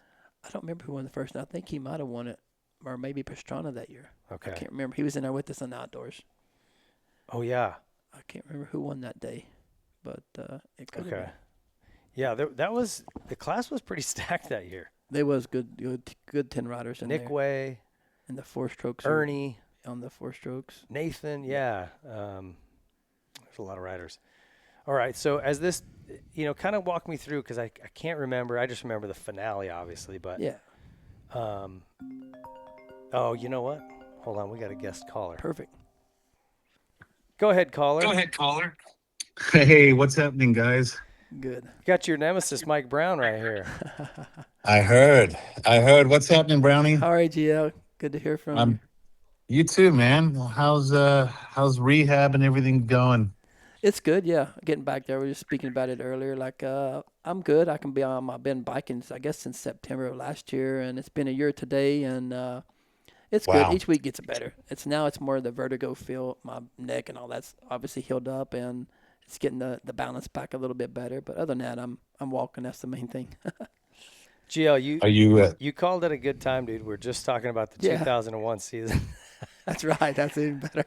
And I didn't know he got 40th at Hangtown that year. He had like mechanicals both motos. Did you win that? Did you win that day? We were trying to figure out who won. I can't remember. Yeah, I went 1-1, and then there was that infamous situation where brake checked that's where he killed your teammate. Yeah. Bombi Bonds. Yeah, he got on my nerves that day, and I just had to show him the Zulu Warrior. That's right. But yeah, I remember because after that race, I mean, it was only 2 rounds in, and I had won all 4 motos. And I think at Glen Helen, you went 2-2, Yes. and then DNF, and it was like, whoa, because Pastrana had a okay day, but I remember walking away after 2 rounds going, damn, that's quite a nice points lead. And Yep. then things went a little sideways. Yeah, that's all right. I mean, it's part of it. So, Gio, what's your most memorable? Obviously, we're going to leave Steel City out of it because I know your feelings there. But like, what do you remember from that season, kind of as it rolled on? Well, try to give the short version. I think coming into the season, Brownie was probably in a good place. As far as I think the media didn't give him the credit he deserved. And I think a lot of people were convinced Pastrana was going to win. And I think a few people thought maybe I could, be the guy to maybe take it to him. But I think a lot of people already, and Brownie, you can tell me your thoughts, but it almost felt like a lot of people were already handing the trophy before the season started to Pastrana. Yeah.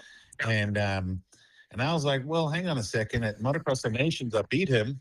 Yep. And I knew on certain tracks you were so good. Like even in Europe, I actually was watching the 2000 GPs the other day, and on some of those kind of harder pack, slick tracks, you just dominated. Luxembourg and Croatia, but I knew when me and you coming back over here, I knew that our corner speed going to Glen Helen for the outdoors was nobody was going to be on par with us. I think that, and it showed when we got there. It was like, man, your corners, even in Supercross, we were good in the corners. And I think for me, I learned that in Europe, not here. I learned that riding the tracks in Europe.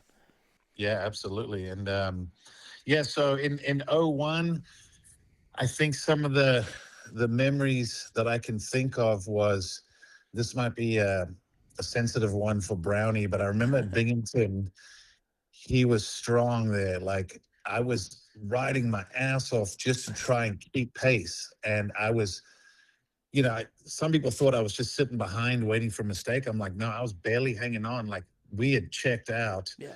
And I was giving it everything. And I'm like, I don't even know where to pass this guy because there's nowhere that he's not good. And there was that section near where the pits are. Yes. And I remember there was like 2 like rhythm lanes of jumps. And on the second lane, that inside rut got so deep that we couldn't do the step down and clear the single. Exactly. And you were going outside to carry momentum, and I was following you. And then I'm like, if I get close enough, I might be able to just do an aggressive pass. And I think it was the last, it was the last lap. I had never even had a chance, and I just went into that inside deep rut, and I remember kind of just popping the clutch and jumping out. Yep. And I think I landed like straight into the side of you. Yeah. And I remember. took you out. I'm like, I still remember when I looked back because when you went down, I'm like, oh, thank God. At least I know he's not going to come kill me on this last lap. But I remember thinking, oh, he's going to be fuming. And I remember you came over the finish line with the clutch in, the bike on the rev limiter. And I think you were just screaming. And I'm like, oh, I thought, all right, well, maybe this is the time we get out the boxing gloves. And then I remember Duke Finch pulling us into the AMA truck and just scolding us, just yelling at us. Had to apologize to each other. Yeah, it was very sincere. Yeah, I think. No. But no, those kind of racing, that's the best ever. Like I wouldn't change that for nothing. Nothing against nobody. You know what I mean? When I put my helmet on, as you were racers, take my helmet off, I'll be the nicest guy, and I'm a nice guy. But racing is like, that's all me and and as the other guys put the hard work into it, and you leave it on the track. And when we get off the track, I'm everybody's friend. I don't have to fight. Yeah. I'm not the tough guy. But Gio, you tell the story about running into the side of him. He chuckles. He goes, "Yeah, I remember." No, it was. I remember the exact corner he's in. The left turn before you turn and go down, step down right there. You're right. No, it's all good. But like I said, no, there was racing. There was some good battles. I remember Washougal, you were just straight up better than me, and I kind of had a weird feeling going into that race. I'm like, this seems like a Brownie style track, and no one had anything for you that day. And there were just days that I had to, take a second or a third and just accept like, hey, he was the better man on that day. So it was at the end of the day, it was a good championship, but I would love to actually see a graph of the points, because it was like, I shot out in the lead, and then round 3 was Mount Morrison. It was really muddy, and my actually somehow water got in the ignition. So I had a miserable first moto, Yep. bad gate pick second moto. I know you did well and gained points, and then I think and then I ended up separating my shoulder. Yes. And I don't know if you remember, but I was at Bud's Creek. I tried to ride, I couldn't in practice, and I was watching the race and just watched you dominate. And it was so painful to sit there and watch. And then on the podium, I think Tim Carter said something. Oh, does it make it easier with Langston out? And you said, Langston ain't shit. Now that I'm on good equipment, I'm gonna kick his ass or something. No, you didn't, did you? I probably did. Yeah, and I heard it on the loudspeaker, and I'm like, Oh, shit. dude, I'm like, get me my freaking bike, man. I'm getting the shoulder taped up. We're That's getting right. out there.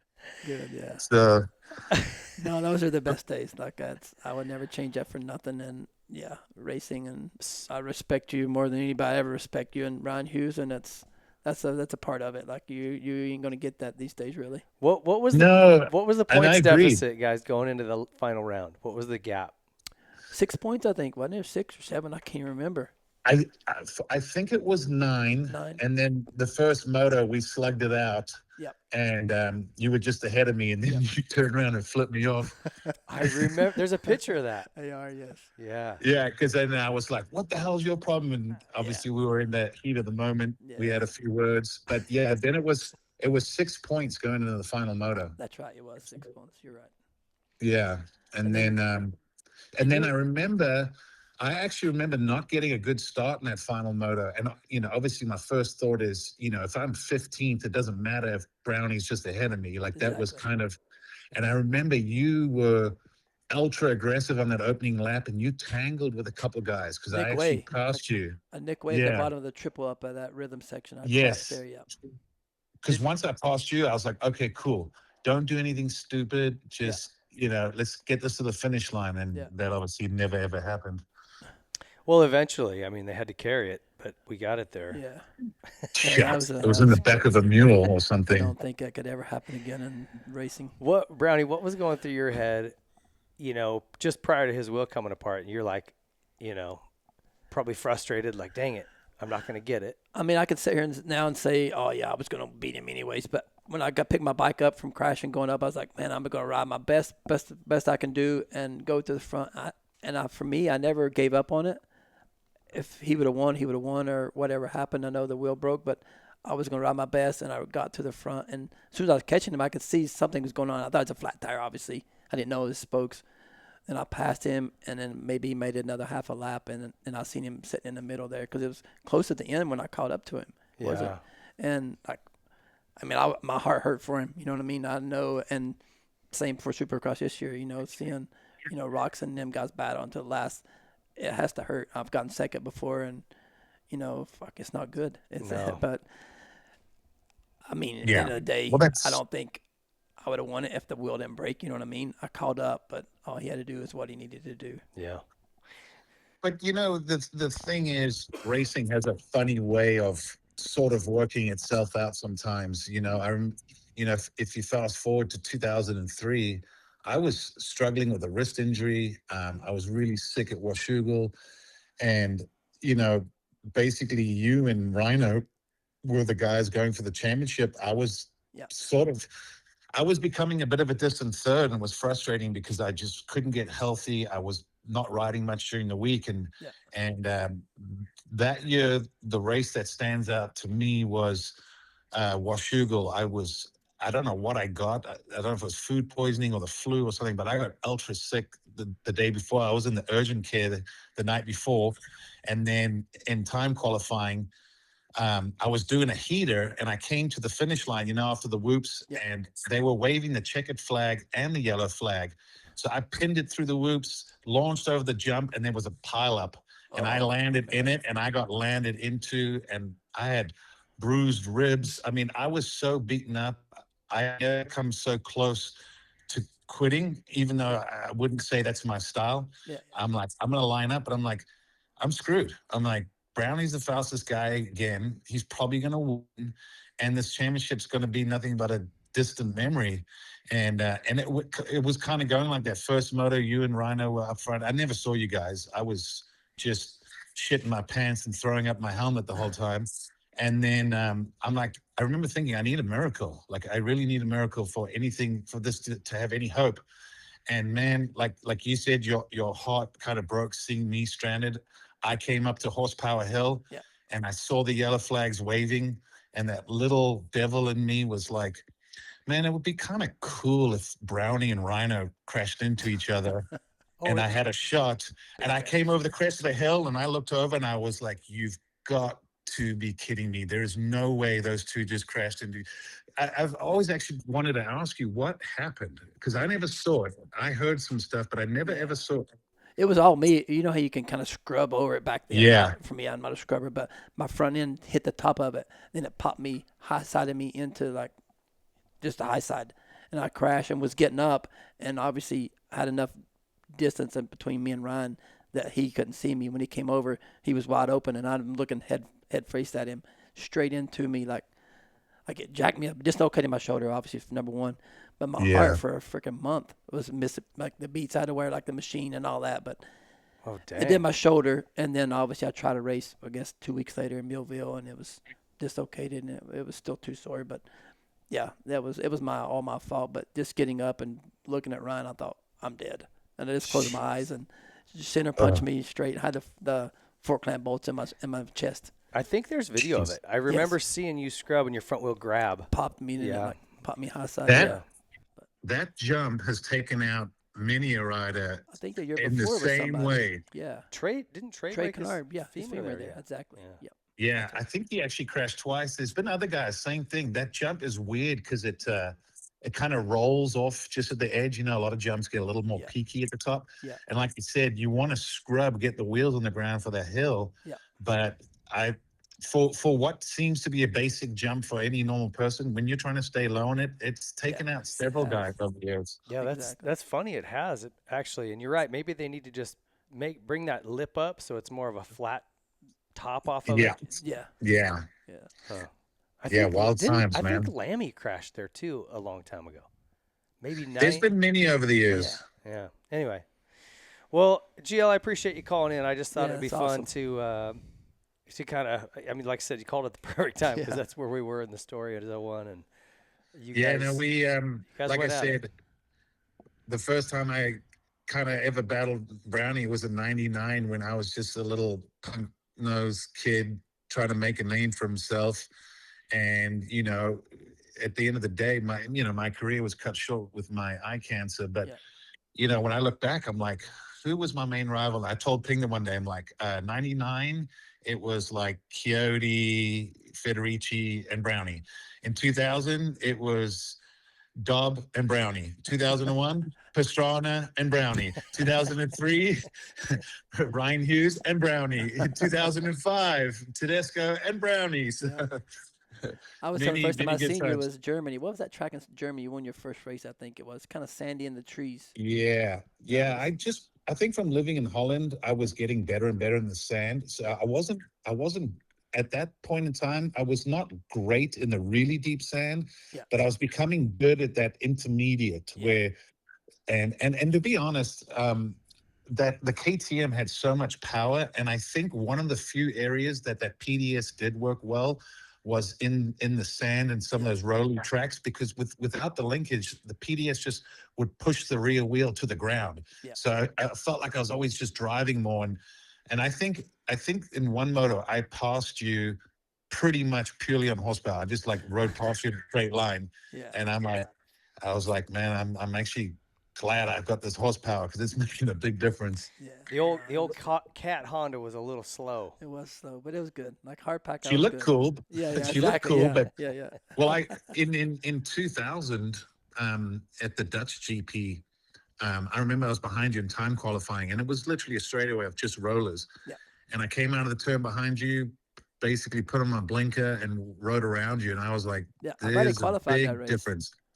I was barely in the race. I was like 38th overall or something. Barely. Your bike was that. Unfortunately, that Honda just did not pull in the deep sand, and it almost felt like cheating sometimes. Yeah, but it was good. A lot of you guys. Who was the other guys on your team? Who was your teammates that year? That was good. There was Gunnarsson in 2000. He actually Gunnarsson. he got his.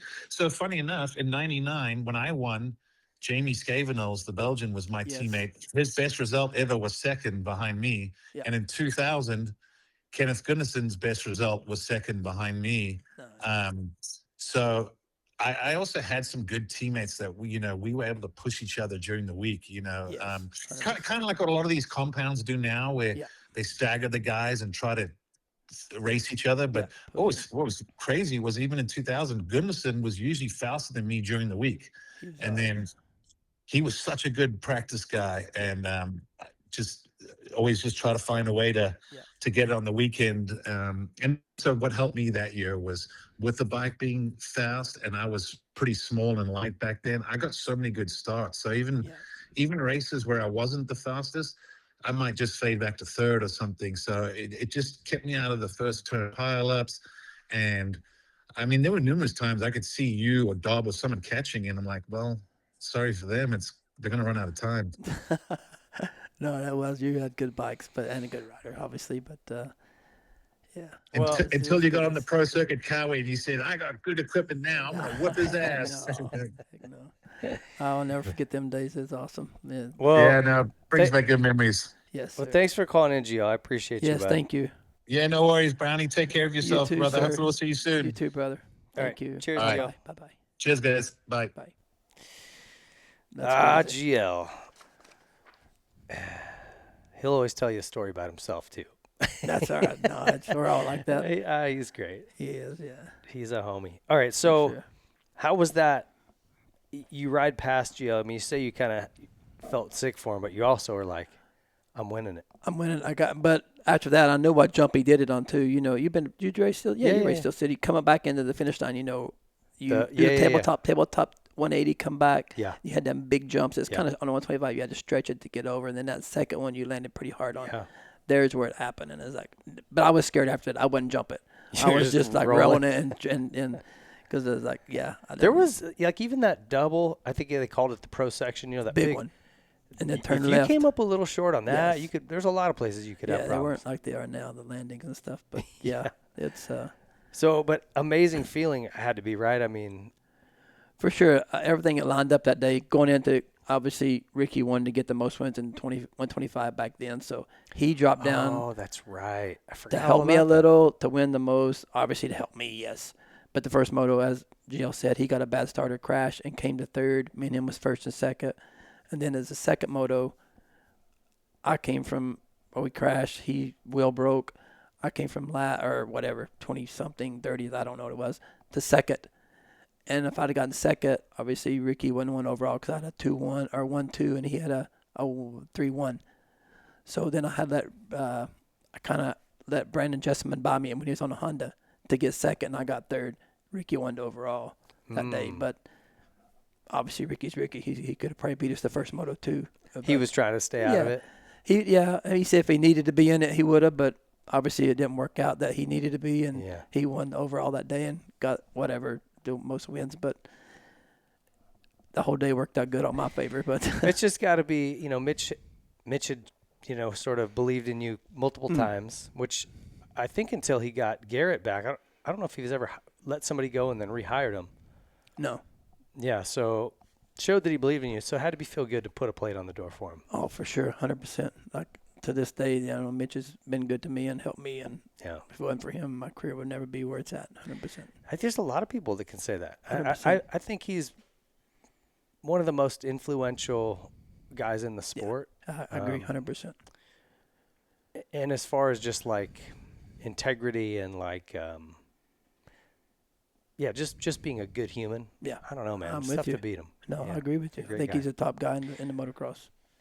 Okay, so take me into 2002. You're obviously still with Mitch. Did you have like a multiple-year deal, or was it like an automatic re-up? Yeah, when I won, I had a 2-year deal from when I won, and obviously Honda was on me pretty good for 2002, and I ended up staying with Mitch because I feel like I done good for him. He done good for me, and I didn't want to just jump ship for the Honda money. was calling, though, huh? Honda was, pretty big in on it, and for then. And then I stayed, obviously, with Mitch. And 2002, I don't really remember the Supercross results there.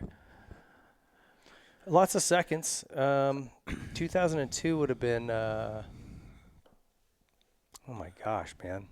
Well, James won the West. No, Travis Preston won the West. Yes. I don't even know who was winning over there I remember. on your coast. But you're second 1, 2, 3, 4 I think times. I won Daytona that year maybe, or 2001 I won Daytona. I can't remember. 2003 maybe. Daytona, you won that in 2003. I got you. Yeah, Supercross that year was okay for me. You know, going in after winning a championship in motocross, I was expecting to win, you know, the Supercross. For me, I'm not from anybody else. I thought, oh man, I can do this, you know. But obviously, I didn't do anything much. I want that to go year. back and see who was in there because you had like these finishes. I mean, this one's a bummer here, 14th at St. Louis. I don't know what happened there, but you'd have been in the mix. I was close at points. I Yeah. think it was within 3 or 4 points. And I think it was Jessamine. Did he win a championship? I'm pretty for certain Jessamine won That one might year. sound and it right. was, Yeah, I think that and is I it. was like, we were right there, a couple points. Yeah, I think you're right. Because I remember he showed up that year in Vegas with like all that gold, Right.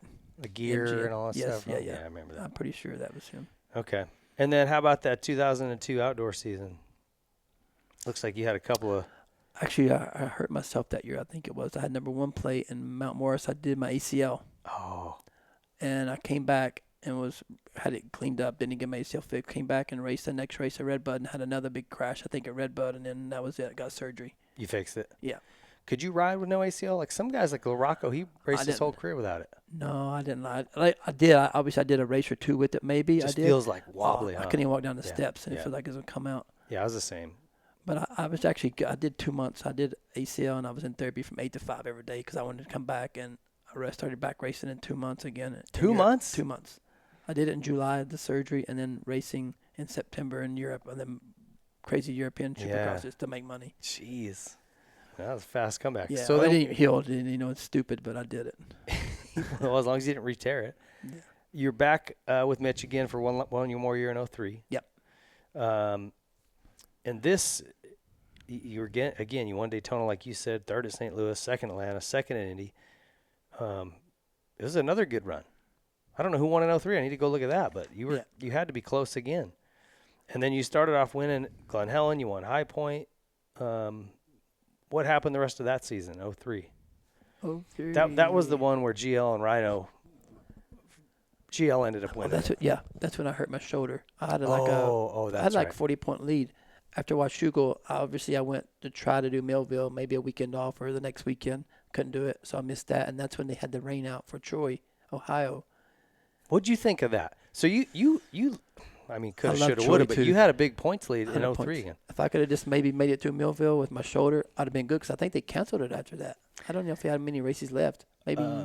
Let's see, Spring Creek. Oh, yeah, shoot, you're right. That was it. Yeah. One race. Because it was supposed to be Troy. Well, Yes. Troy was supposed to be somewhere else. It got Rained rescheduled out, to the yes. end, and then it got rained out completely. But, yeah, that was crazy. I mean, I sat back and watched it, but, like, if I could have just made it. But the crazy thing is I go to freaking Millville with the shoulder taped up, and Brooks is a team manager then, puts everybody on me. Practice, doesn't matter. They're freaking all around me. And I'm just like, what's going on here? Like, what's it, Rodriguez and all them guys were just like freaking right on me, just practicing. And obviously the whoops were tough on me there. If it weren't for the sand whoops, I'd have been probably not too bad, but those things I could just pull and hang on really good.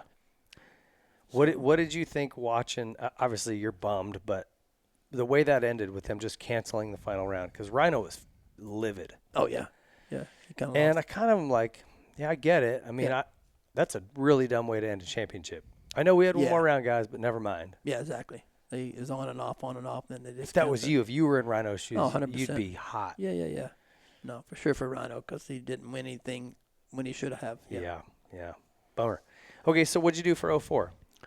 04. I went, I had a contract for Mitch again, and I was like, maybe I need a change. 4 strokes are out. Mitch is going 4 strokes. Maybe not going to be too good. Yamaha's been out, so let's go Yamaha. So I went to Yamaha Troy. Oh, that's I had right. a 2-year contract, 04 and 05, which was good, and went 04. Loved the bike. Was not bad. I think I won Redbud on that there. Maybe Supercross. I don't even know. I think I rode the 250 then. So I was on you the did. 250. So again, a struggle bus for me on that thing, and I wish I could have done better on it. A few races here and there, I did okay, But you won Redbud, 2nd at Southwick, 3rd at High Point, 3rd at Hangtown. I mean, you had good rides. I had good going. rides on it, yes. Yeah. And then for me, that team was good. Obviously, Keel was good. Then, Phil Otterton, the owner, rest in peace. He's, passed away, and then he brought Iron in. Remember Iron? From Jeff Silent Montgomery. Mines? Yeah, Jeff. Yeah. And I just didn't like the scenery. Mitch was on, or not Mitch. Phil was doing the drug stuff. I think he was, and you'd be sitting there talking to me like you and him. He just go to sleep, pass out, whatever. Just power down, right? I did 100%.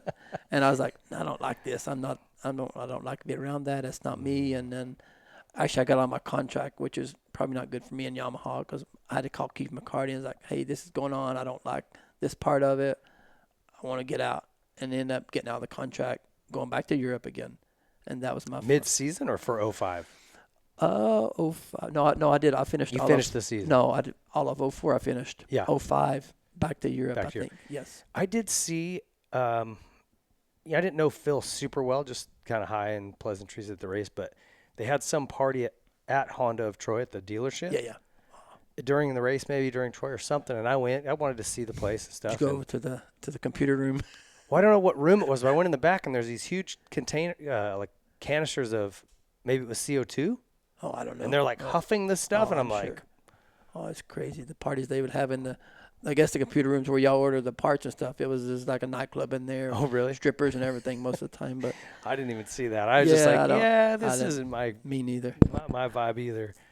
But it's crazy because then I had a contract for 05. I ended up going back to Europe, to England again, for another team over there. Oh, for not Thorpe's? RWJ and another guy merged. So they wanted me to come and offer me good money. So I go over there to race the 250 World Championship and 250 British, 250 the small bikes, not the big bikes. Yeah. And I got over there, and winning the British Championship. I hate telling some of this stuff, but people would enjoy the stuff I've been into. So I was doing good in the World Championship, I think. I had to look at the results there. But British Championship, I was winning, and they didn't pay me no money. I've been there for 5 months, and they gave me $1 yet. So I'm at a British Championship in Lynn, England. I won the first moto, go up, and I was like, you know what? I'm done. They're not paying me. I'm not going to go ahead and risk my life and win races and not get paid. So I came in, put the bike up inside the truck, walked up to the hill because my buddy Finbar was there. He races. So I just went up to there's a big mound of dirt, huge. So I went up there and sit and watched the whole day. They thought I left, but I'm watching them get my bike ready, take it to the starting line. They're waiting. No Mike Brown. Next morning, I was on the plane. This is for the British Championship? British Championship. This is British Championship. The GPs too I was doing, but this is a British weekend. So I didn't show up. Next morning, I got on the airplane first thing back home. And that was before 05, and I went to the Jim's Motorcycle again back there, got 5 250Fs, drove to California, and begged Mitch, because Mitch wasn't happy when I left to go to Yamaha. He wanted me to stay at Kawasaki, which I understand. So I came and begged Mitch for 2 weeks before Sacramento, please do my bikes. Come back tomorrow and we'll talk about it. So every day for a week, I went to his porting room and talked to him. 3 days This is before, like a game he likes to play. 100%. No, come back tomorrow. And I did that, and he calls me on Tuesday before Hangtown. Hey, man, give me a bike in here, and I'll try to get your stuff ready before the weekend. So this is Tuesday. So I bought a truck. Jim's Motorcycle bought me a big concept hauler, parts. They set me up right. Okay. So April Littlejohn, her husband drove Suzuki's truck. She drove my rig, so they kind of tagged along. She had to go to Michigan, pick the truck up, drove it to Sacramento, met her there with a brand new truck. Mitch, I'm in a truck and a trailer, so I get the bike. He gets me engine, gets me suspension. This last minute, Corey Shea was Jason Lawrence's mechanic when he won. He was my mechanic. Yeah. He came with me first, and then obviously moved on. But got the bike ready, so we drive to Hangtown, and You hadn't even? Did you even ride the race? No, never rode a stock bike, and went and raced. I don't even know how I did. I was in pretty good shape because I did the GPs, and that would have been 05. But I don't remember. You got second. You went to Hangtown. Obviously, I had raced one moto with no seat. No seat bolts. The seat bolts came out. Had no seat for like 4 laps. Really? Yeah. I don't remember that. Yeah. And it's crazy because my graphics were fresh, new, not very good graphics, I don't think. They came off, but Honda published a picture in the double magazine with no graphics on it. With Jim's Motorcycles, obviously my big sponsor, give me everything, and they put a picture with no graphics. And, it's like crazy. But you're like, come on, guys. Yeah. I had no seat one moto, but that started a good year. And obviously that whole year. I remember this because I mean, you went 2, 3, 2, 1. So after Budds Creek, you had to be in the points leader right there. 40-point lead plus. Okay. I'm So gonna then tell there you was- straight how this came. This is honest God's truth on what I know. Mitch came to me at Budds Creek, said, "Hey, we got new engine stuff." I had an engine at Mitch's, engine in the truck, and one in my bike. Kept rotating. So Mitch said, "I need the engines." We had a 2-week break. I need the engine. I got something new. So, heck yeah, let's do it. So everything went back, and go to Red Bud is the next race. I think it was. Is that right? Yeah. I go there, and after first practice, I was like, "Mitch, the freaking bike it doesn't feel good." So he told Corey to take the valve cover off, check the valves, came over, checked everything. That looks good. From that race on, that was the same bike. I had no power. I couldn't get starts, and I'm not going to give up and not stop training and not doing my thing and get a 7th place when I'm trying my ass off. So, anyways, it's not. I go to the next race, same crap. Go to Washougal. Where's Washougal at? Well, it was Red Bud, Unadilla, Thunder Valley, then Washougal. Washougal. This is the honest God truth. After this race right here, Roger Koster came to my truck. He's a Suzuki guy. He came to my truck because they picked me to go on Motocross of Nations. He says, "I know what they're doing to your bike. You need to go to Mitch's." So I go, "April, Little John, please take the truck from Washougal, drive it to Mitch's for Monday, and I want to get the bikes on dyno, see what's going on." By this point, where are you at in the points? Are you way off? Or are you still pretty not too bad. Still but in yeah, the you mix? can see Okay. that 17 right there. It was just frustration then. It was like I was over it. And then they went there, found stuff with the bikes. Dave Chase, Yeah. he told me, like, yes, what was going on. Anyways, I love Mitch. Yeah. Mitch is the best. Yeah. But just little things like that went on. And that year, I don't know if it cost me. I could have not won the championship, but I had a big lead. If he lied up the points, I was good. I was good. This looks like you got hurt. Like if I was looking through these results, something must have happened here, and he just limped it out through the rest of the year. No, it went downhill from there. And but I remember all that battle about him saying, "No, we downed it. It's the same. It's good." And you going, 36 horsepower wasn't what it was. I don't want to, Yeah. But it's good. Like I said, Mitch is the best, and I always never talk bad about Mitch, but it wasn't good. Yeah, but I mean, he has his own team. But Privateer Honda beating a Kawasaki, it shouldn't, you know what I mean? Yeah, but really, it would have been great for him. It looks great for him, you know? Yeah, I know. But anyway. Maybe it was me. But yeah, maybe. It was a good year. So you finished that out with Jim's. It's crazy that you just like rolled up on this privateer bike. I kind of never knew what the deal was with that. Yeah. That Honda. Just Jim's. Just Jim's Motorcycle supported. Dude, those guys They bought me a $300,000 truck, and they would do it right now. If I wanted to go back racing, I would have the best equipment you could buy. For sure. But that's great, man. It's nice to have good people in your corner like 100%, that, you know? Yeah. All right, so what'd you do for 06? 06, back the year. Oh, no, Rockstar. Yeah. Oh. And that was another thing that was a wrong decision, but wasn't, Jeff and those guys that built Pipe are probably one of the nicest guys you'll ever meet in your life. Yep. It was just, they got through in the deep end on Suzuki, the whole thing, and didn't really know, no guidance, no engine stuff. And they're great at 2 strokes. 100%. But like, even Mitch had to hire that Drino Miller, who was a Porsche engineer, to come and help him learn 4 strokes. Like it doesn't just happen. No. And so I remember watching those bikes going. I never finished a race. Slow. Really? The 250 I ran, if I made it through practice without breaking both bikes, that was a good weekend. I never finished a moto. And then I ended up breaking everything they had and went to 450 halfway through the year. If I remember right, wasn't it you? Was J-Law on the team that year? And then Ryan Mills? Or was that another year? Ryan Mills. Okay. And Sean Hamlin. Sean Hamlin. It was a good You crew. don't really seem to fit into that crew either. No, it was good. It was good fun. That's probably made it go so long. You know what I mean? It was like, that's the best part of it. It was always entertaining, especially with Lawrence. Like you come in and it was always something going on. It was never a dull moment for sure. I actually really enjoy J-Law now. I do too. Yeah. Like he's, I enjoy him. I don't know what else to say, but he still texts me all the time and like asking me questions and what do you think about this? Which is cool. Like, you know what I mean? Like, he's asking me questions about riding and doing all that stuff. And he was a great rider, Yeah. Oh, he's amazing in his heyday. Yeah. So what were you riding? You were on the 450 here in Supercross? I rode 450, yes. Yeah. Well, I went back and forth. I went from 2-stroke to 4-stroke to 2-stroke. I didn't like the 4-stroke. Yeah, because that was kind of where it was switching over. Yes. And I actually went 2-stroke, 4-stroke, or maybe 4-stroke to 2-stroke. I switched back to 2-stroke and I finished on that. That bike was good. Super good, yeah. Yep. Okay, so then that summer was obviously a little bit of a struggle, just blowing up bikes and stuff. I mean, rough go. I'll tell you what, before we get into 2007, you went to Europe again, right? Yep. Let's dive into that, but we're going to take a quick break. This is your Toilet Designs Timeout. Stick around, guys. More Mike Brown coming.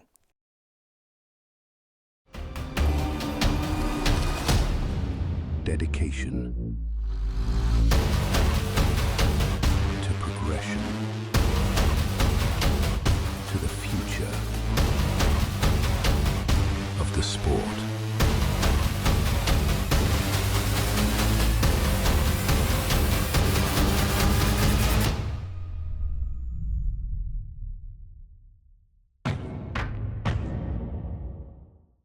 Pro Circuit. Pro Circuit products are designed with one goal in mind: winning. Through passion and hard work, Pro Circuit has operated the most successful 250 team in the history of the sport. They use that same formula when developing exhaust, engine, and suspension parts for every brand. When only the highest level of performance is acceptable, trust Pro Circuit. At Seat Concepts, our handcrafted seats are made in America. Visit us online or call today. Seat Concepts. Ride the world with us.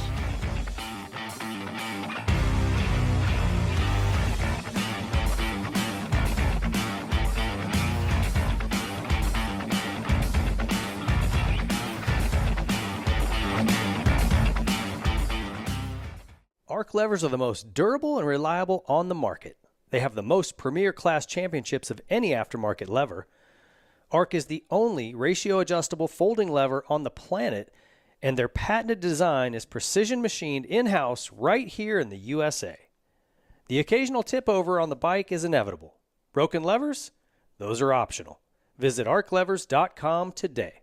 Toyota has become synonymous with reliability, and for good reason. Toyota vehicles are consistently rated #1 by Consumer Reports and in customer satisfaction. Partner that with a dealership that wholeheartedly supports the motocross community, and it's crystal clear where you should buy your next car or truck: Toyota of Redlands. As a major partner of the BarX Yamaha racing team, as well as personal sponsor of many factory racers and a premier partner of the Whiskey Throttle Show, Toyota of Redlands is heavily invested in moto. Check out all the new and used Tundras, Tacomas, and other vehicles at Toyota of Redlands today. Reliability, performance, and customer service. Get it all at Toyota of Redlands.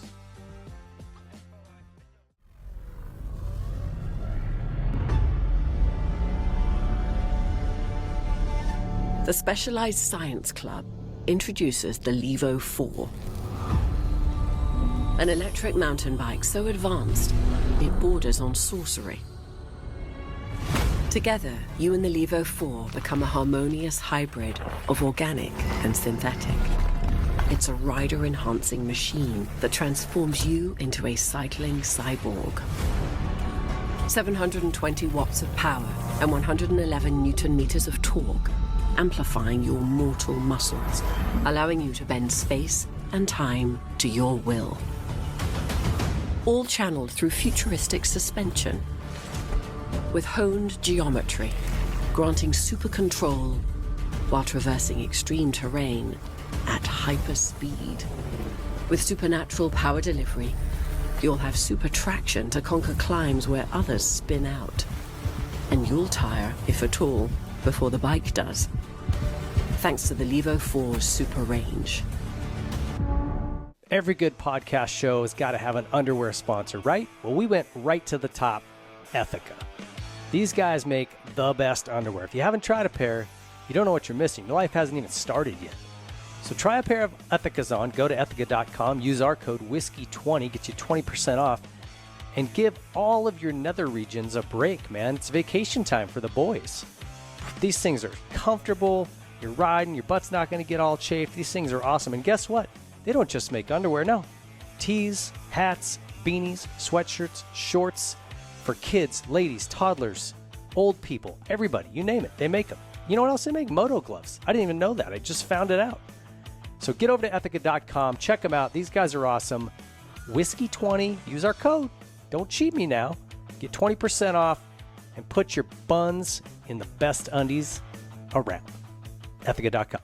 The Whiskey Throttle Show is a proud partner of Factory Effects, a leader in the power sports industry for over 30 years. Factory Effects specializes in officially licensed products with everything you need to upgrade your bike, including graphics, seat covers, and accessories. They also offer the largest line of officially licensed OEM casual wear for Honda, Yamaha, Kawasaki, and Suzuki, so you can rep your brand on and off the bike. In the garage or at the track, Factory Effects has you covered with a full line of OEM garage and track gear, from bike stands and tie-downs to bike mats. Factory Effects is truly made for the ride. And right now you can save 25% off your order by using the discount code WT26 at FactoryEffects.com. Nano Extreme is a proud partner of the Whiskey Throttle Show, and we're glad to have them. This product has changed the way folks are dealing with pain, whether it's chronic or acute, and doing it in a completely natural way. When pain strikes, whether it's from sore muscles, stiff joints, or arthritis, finding fast and effective relief is a top priority. That's where Nano Extreme comes in. Capsaicin, derived from chili peppers, is a natural compound known for its ability to block pain signals and provide long-lasting comfort. Whether you're suffering from arthritis, joint pain, or muscle pain, capsaicin cream works by desensitizing pain receptors in the affected area, giving you targeted relief where you need it most. Consistent application can lead to better joint function, less muscle soreness, and improve overall comfort in your arthritis, making it a must-have for anyone dealing with chronic pain. So stop living in pain or taking regular NSAIDs and other anti-inflammatories that aren't good for you. Get Nano Extreme and stop the pain. The Whiskey Throttle Show is proud to partner with El Jefe Energy. Whether we're throwing a leg over a bike to go riding or covering Supercross races and nationals, El Jefe keeps us firing. Early mornings at the track, long motos, or late nights wrenching in the garage, El Jefe brings the goods and 200 milligrams of caffeine to the party. Visit eljefe.com to check out all the flavors they have available, or go to your local convenience store and pick up a can. El Jefe Energy is fuel for the fearless.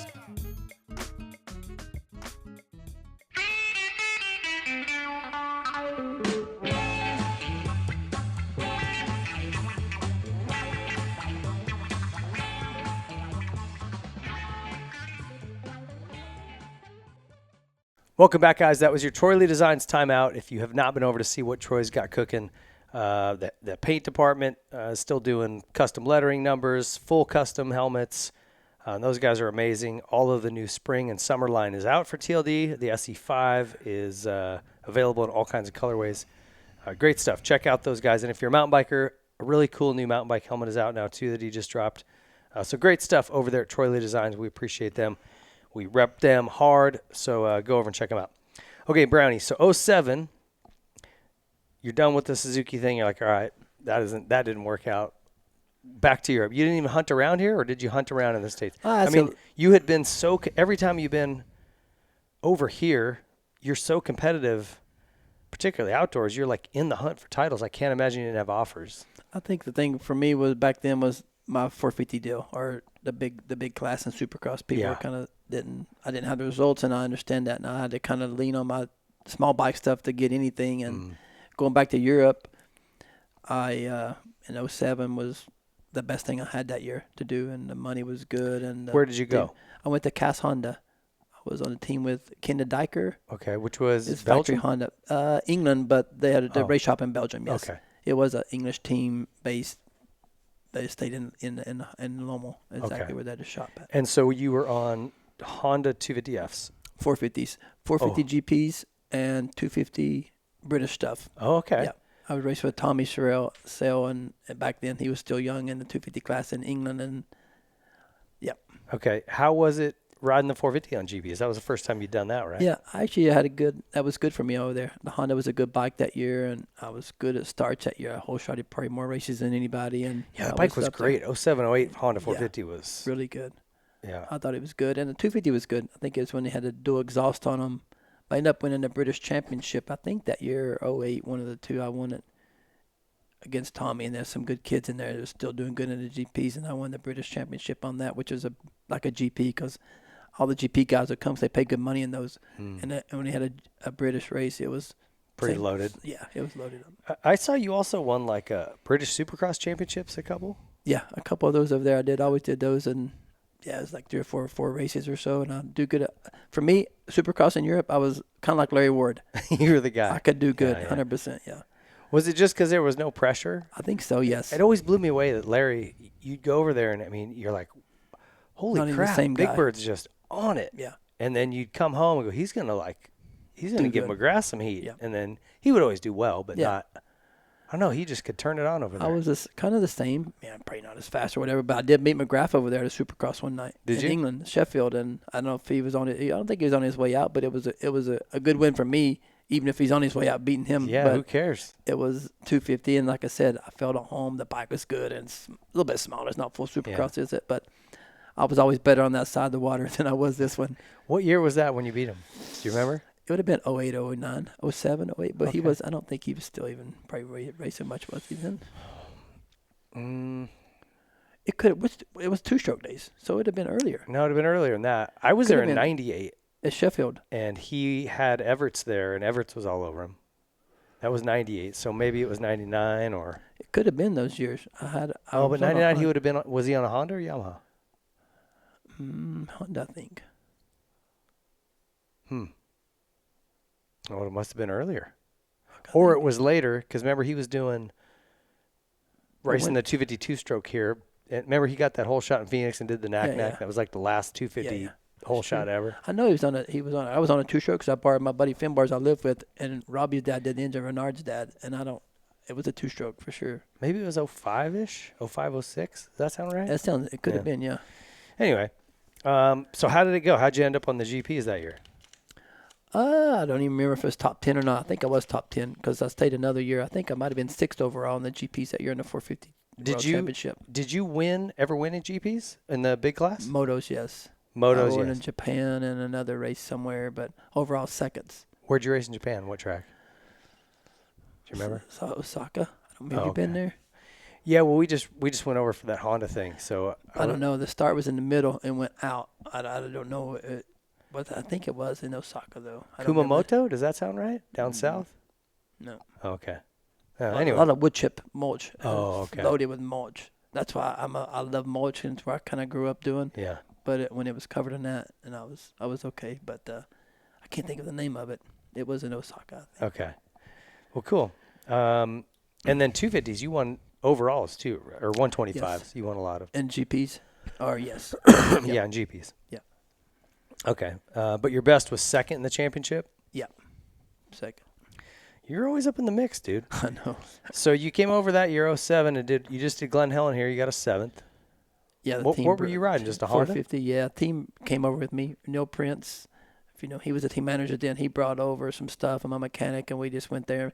MDK, we used their rig, I think it was back then. Yeah. Used their rig and borrowed a bike and did the race, yeah. I actually did good. They got good starts there, and which was 7th, so it was good for me with them guys. So the Cass team, were you still staying with your buddy Finbar, or you had a different place? No, I was still Finn the whole time. Every time I went to England, I lived there. Okay. Which was good because the teams were around, and I'd go to Belgium, obviously, and train and ride a lot there. Yeah. But Okay. All right, so 08, what'd you do? You obviously raced some Back. here, but back to Europe? But I was back with Cass again in 08. Okay. And I raced probably half of the year. And again, money-wise, never got paid again. Really? Why does this happen, dude? I hear it all the time. This guy was his own team owner. Like, he used his money from his company. I think his company wasn't doing as good, and people got to start getting paid a little bit. And I ended up getting my money, but it took a while to get it. And I think I was in France, and I was like, you know what? I'm not racing again. Same thing. I'm not doing it. I'm not. It's going to. Yeah. And that's when I got on the airplane and came home, and obviously Kurt called me. He knew straight away. Well, that was the call. Yep. Okay. So 2 or 3 times you didn't get paid over there? 2? And yeah, I ended up getting it, but it was a year a delay in me spending money for the lawyers. Yes, I got it. And one of them was from another Caterpillar team I was on. Dude. You think it's because most of the teams over there are privately owned and they're not like a factory? For sure. Right? And I think they know it's more than what they can do, you know, and I think they don't expect the bonuses. And because over there, teams, obviously, they don't pay like they do here. It's more based on points based.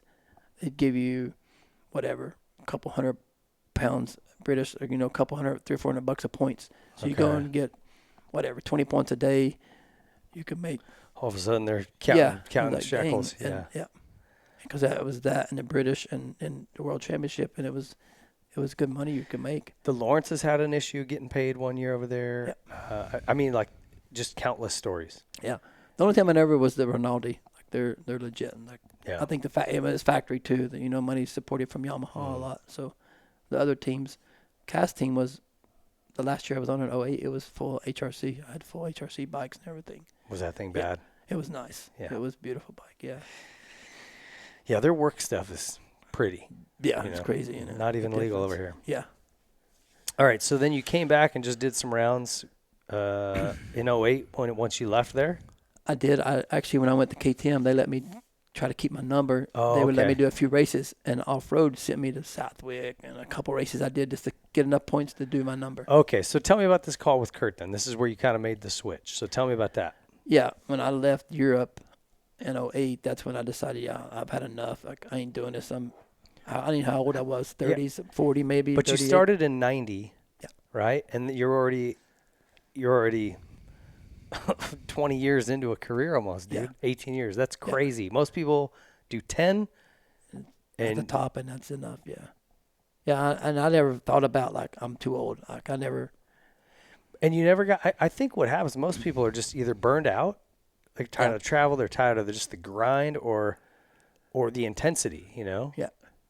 I never phased you. No, I like the intensity. I love the travel. Probably is number one. And I like to suffer, and I like the whole part of it. I love it. And still to this day, if I was more healthy, I'd just love to be able to do a national and just keep going. But so, like, getting on a plane to come to these races, you're like, let's go. I'm ready. I'm ready every day. Like, it's crazy, and I don't know how it's like that, but I love traveling. I don't like to be still. It doesn't matter if I'm home, I'm not still. I'm always doing something. Yeah. Well, maybe that's it. You just you don't want to sit still. That's right. I see guys like, like Roger or even Ian or Frankie. Just guys that have been in the sport for so long. And Still I'm like, dude, you've been doing this for 25 years. Yeah.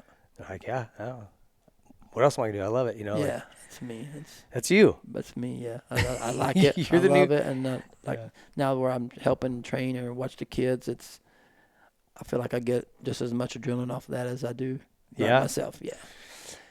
Well, I want to talk about that in a minute. Let's touch on some off-road stuff because what did you get hired to do? Works? What was the original? Works was number one. That was it, and then I got into Works, doing that there. And then Taddy was doing the EnduroCross for him. Obviously, Taddy Bluesiak.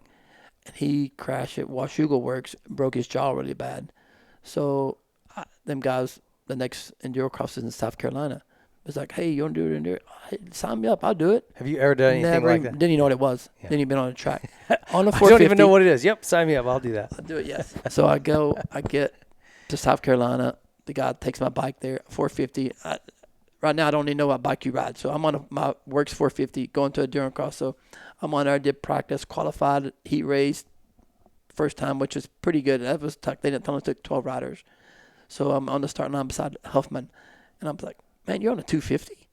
He's like, yeah, everybody rides 250s. I'm on a 450 out there trying to do these obstacles. And it's like, it's not even heard of. Like, they thought I was crazy on a 450. He was on a 250F? 250. Everybody rode 250s in that back then because it was light and easy. Yeah. You don't need no power. Yeah. And I'm on a 450, just wasn't even way safe. Too much not bike. Even safe, yeah. Yeah. Too much bike, but I loved it. It was like Supercross for me. It was the hardest thing I've ever done on a dirt bike for sure in my life. Like, pretty physical and demanding. Like, it's crazy. Like, it's crashes left and right. They're actually really fun to watch because no lead is safe. No. No. Everybody seems like they crash. But again, you're built for it, dude. The longer legs helps. Yeah, and you see the best guys like Cody Webb and them guys at the legs. Big old dudes. It's so easy for them. Man, they're good bike skills too. Like, don't get me wrong, they're from the trials department, and all the guys from trials come in and they're like, they're good at the obstacles, but when they learn how to race, you can't beat them. Yeah, and that's what they do. Taddy was the same. He was a good trials guy. Cody, all the guys that do it are pretty good at trials, and when you learn how to put it all together, then you're not beating them. They're unstoppable. Yeah. Yeah, I mean, I'd be the worst because I'd dab and there'd just be nothing there, and I just crash 100 times. It's the one discipline that I'm like, No chance. I've done works. I've done GNCC. I did hill climb. I did That looks supermoto. fun. It's a blast. All of it. Yes. I love it. Eric Bernard's like, oh, come do an Yep. EnduroCross. No. But I didn't. What was good for me was EnduroCross when you had the X Games. Yeah. And it was kind You of like won it, Supercross. dude. Like- I won 3 or 4 of the gold medal ones and them things. It's like, for me, it was Supercross because they wasn't as technical as the ones they normally have. Oh, really? Yeah. So it's, some of them were, like, there was one in Barcelona was pretty technical. If it has water and firewood, it's technical because it gets wet and it's hard. But those. It's the big boulders and the tires were like, how do you is, just, but once you get a it's almost technique- like you're committing like to a set of whoops. The Yes. guys that are good, they just Exactly. come in hot and Yep. right over the tops. I think it's how you, same as motocross, how you read the terrain, how you read rocks, how you look at them and the holes and the gaps and go here, go there. It's crazy how you read it. And Yeah, I never learned that stuff until I did that and then doing Baja. And that was another. Did you ever do GNCC? Yes, I did a lot of those races. I did I never did the whole series. I did a lot of them through KTM. Okay. Come do this race, come do that race. And I led the first one in River Ranch. I don't remember what year it was. Probably 09 or 10, but I led it till the last corner, and Charlie Mullins got me in a water hole, which the director sent me this way. KTM got, and Charlie went this way. No and I went way. this way. It was good. I did one in Palatka, Florida. Oh, that was before me. That was after me. I did it in River Ranch, right down the road from there, which was nice. It was like motocross. Palmetto roots. Yes. There's like swamp where there was like, I don't know, maybe 4 inches of water over this entire forested floor. And I'm like, It's bad. what am I supposed to do? Yes. There's downed trees that you can't see. That's for the birds. I did the one in Snowshoe, same thing. You get down to one of them basins that had been raining all day and now it stopped. And you get down to a valley and it's water. It's a flood. It ain't just a stream. It's like deep water and people are just riding through it. And I can't even see where to go. Gary Sutherland, he was behind me. He catch up to him and say, hey, man, can you help me get my bike out? He helps me get on it and just take off and he gets stuck. He's stuck there forever. He still says that, I helped your fucking ass. You didn't help me. I was like, got me going. I was gone, dude. Thanks, dude, for out roosting him. Yeah, 100%. So, of all of those, did you win an EnduroCross title? Oh yeah. Oh no. Second. Oh. 2 points at Taddy. Dang it. That was a hard one because their last race was right after Baja when Kurt Caselli got dead, crashed and died. It was like 2 days later, but Taddy was good again, and I just didn't perform. Yeah. Works Championship? Yeah. And then you won 4 gold medals in X Games. And then there was something else. 6 days. What am I? Oh, Baja. ISD. I did that 6 times gold medals. The 6-7 days, the 6-day races. You did do that? I did that a lot. I loved that. That's a fun race. Did you have to change your own tires and all that crap? All tires, yeah. Tires, clutch. Everything you do to your bike, you did it. And Yeah. I've had some pretty good stories doing that stuff. Like, That seems like the most stressful part to me. Like, all right, you got 20 minutes to change a filter, put new tires on, change it's the crazy. oil. 100%. Yeah, you get like, so you, end of the day, you get you pull up to the pits before they let you in. You're at a certain time, you go in. So if you get there 2 minutes or 5 minutes or 15, you can kind of get kind of ready. You get your axles almost always till they're about to come off, get everything loosened up, ride it in slow, then you just pop the axle out. 2 tires, filter, 6 minutes. Back on the bike. What the heck? Then you got time to wash and clean and do all that. See, I'd get arm pump doing that. That's what would stress me out. Yeah. No, that was enjoyable. You like that? I loved it. What about Baja? You did Baja too? Yeah. 200, 500,000? All of them, yeah. What was that experience like? Me and Kurt used to go down there 2 weeks every month to pre-run before, just to get everything dialed in. It's probably the most fun riding you ever do because when you're pre-riding, but race time, it's on a different level. Especially when everybody came in. It used to be just Honda, they could win, and obviously they were good at what they did. But when everybody come in, then it turned into a race, and that race is not made to race. Like, you know what I mean? You're going too fast at high speeds, and the thing for me, you pre-run it, and you actually get to go too fast because I'm going to go here, and all you need is a boulder in one spot, and then you're over the bars or something stepping out in front of Kurt, and he'd been through there a million times. And it's good. It was good fun, but it's sketchy. When you're going 120 across a dry lake bed and want to go faster, that's time to not quit, really. Yeah. That always just seems like outside of Isle of Man, that seemed like the sketchiest type of racing. 100%. Like There's just so much out of your control. Yes. You know? Like you come and you see a bunch of kids or a bunch of Mexicans on a dry lake road. Like, I just aim straight for the legs because there's something. They built a jump there, which they just want to see you jump. They're not trying to hurt you, but the jump is like a wall and you hit it going 80. Kicker. Yeah. But I just aim for their legs and keep going because they're standing on normal ground. Yeah. Golly, man. Of all of those, not motocross and supercross, of all those other disciplines, what did you enjoy the most in that off-road world? The works was fun because works had a little bit motocross for me in it, and the off-road stuff. I loved off-road too, so that was good. And the tracks were only 2 hours, so not as bad. Exactly. Yes. 3's insane. Yeah, it's too much. Oh man. Did you ever try hill climb? Never. I love that. I love hill climbing. Yeah. Back home in the hills, we got some nice, good hills, but nothing like what you've done. I did it with the Petersons, Carrie and Brett Peterson. So they drugged me along for a couple. And the last one I did was at Glen Helen with Kurt. No way. Yeah, Kurt, Mickey Diamond, Chad Pedersen, and Metzger. What hill did you do it on there? Just near the track? I'd have to show you. Yeah, just kind of in the back there. Like they just carved out a little. It wasn't, everybody made it up. It wasn't like super difficult to make it. But they had a jump at the bottom, a turn, and then you're going through flags on the way up. See, that's pretty good. I like that part. It was super fun. Yeah. And Kurt, he was so fun to do it with because he would turn it. He was very competitive too, but in a friendly way. Yeah. I always see you guys doing that stuff with the turns and the jumps, and then you go up the hill. This is so fun. Yeah. And you just got to get used to that. The extended swing arm and paddle, like how much leverage it has. Yeah, you can climb stuff you wouldn't believe. And maybe one day. Yeah. Anyway, it's fun. Supermoto, you never did supermoto? No, I loved it. I did it. Obviously, they had Supermotard the 6 days one year. They had a Supermotard. That was their final test day. Oh, really? Motocross, they had it on Supermotard. And, yeah, I love that. What tires did you guys run, like slicks? No, knobbies. Oh, still knobbies, but you could still back her in the corners. And that, obviously not as good as Supermotard, but I like that kind of stuff. So fun. Flat track. I love flat track. Even the mini bike stuff, like the Mini Moto Supercross. Did you ever come do that? No. Okay. And you were the one in Vegas? Yeah. Yeah. No, I watched it one year when y'all had it during the Supercross. It was crazy so how fast. fun. Yeah. It was so fun. You were good at that stuff too. Like if you like motorcycles, it's all fun. Oh, 100%. Yeah. So even flat track. Can you watch flat track? For me, flat track's probably the funnest thing for me. Just circles, just being consistent in the momentum, and that's I enjoy sketchy though. I love watching it. That's another one I probably wouldn't do. No brake? The speedway stuff you mean, or they have brakes now, but back then they didn't. But not now. I'm out. I'll watch you do it. Okay, so and then you had 2 British Supercross championships. How many titles at Loretta's? 9?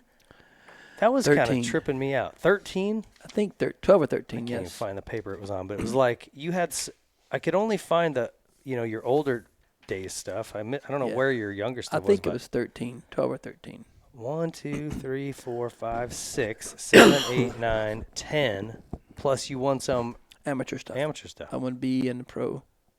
So maybe 12. Dang. 12 or 13. Yeah. Is that a record? No. Walker's got it for 15. I could have had it maybe if I wouldn't hurt myself, but nah, whatever. Walker. Dude's been doing it forever. In the He's the best stuff too, yeah.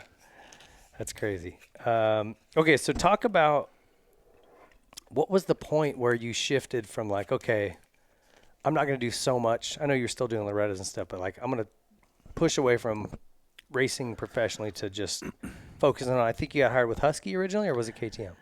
KTM, and I switched to Husky when they came over. They put me over on that side, and I did that, and I lost my number because Husky wasn't homologated to go do nationals, so I lost my number 3, which is whatever. But I did that for probably 3 years with those guys, and then from there. Was there a point like that the off-road thing kind of went away, or it did die down as soon as X Games went away? The X Games was big for the freaking EnduroCross, like it was because it's publicized and everybody wanted to see it live, so they'd go to all the venues and it helped out. And that left it went downhill a little bit on that side. Eric Bernard obviously ran it for a while, maybe sold it off, maybe that had a little bit to do with it. And then I did finish with those guys that year, and then I was an ambassador for Husqvarna for the next year. I kind of just did my own thing and ran a motocross track that Jim's Motorcycle Sales owned and gave to me to run it. In Tennessee. Tennessee, yes. Oh. So I ran that for almost 2 years.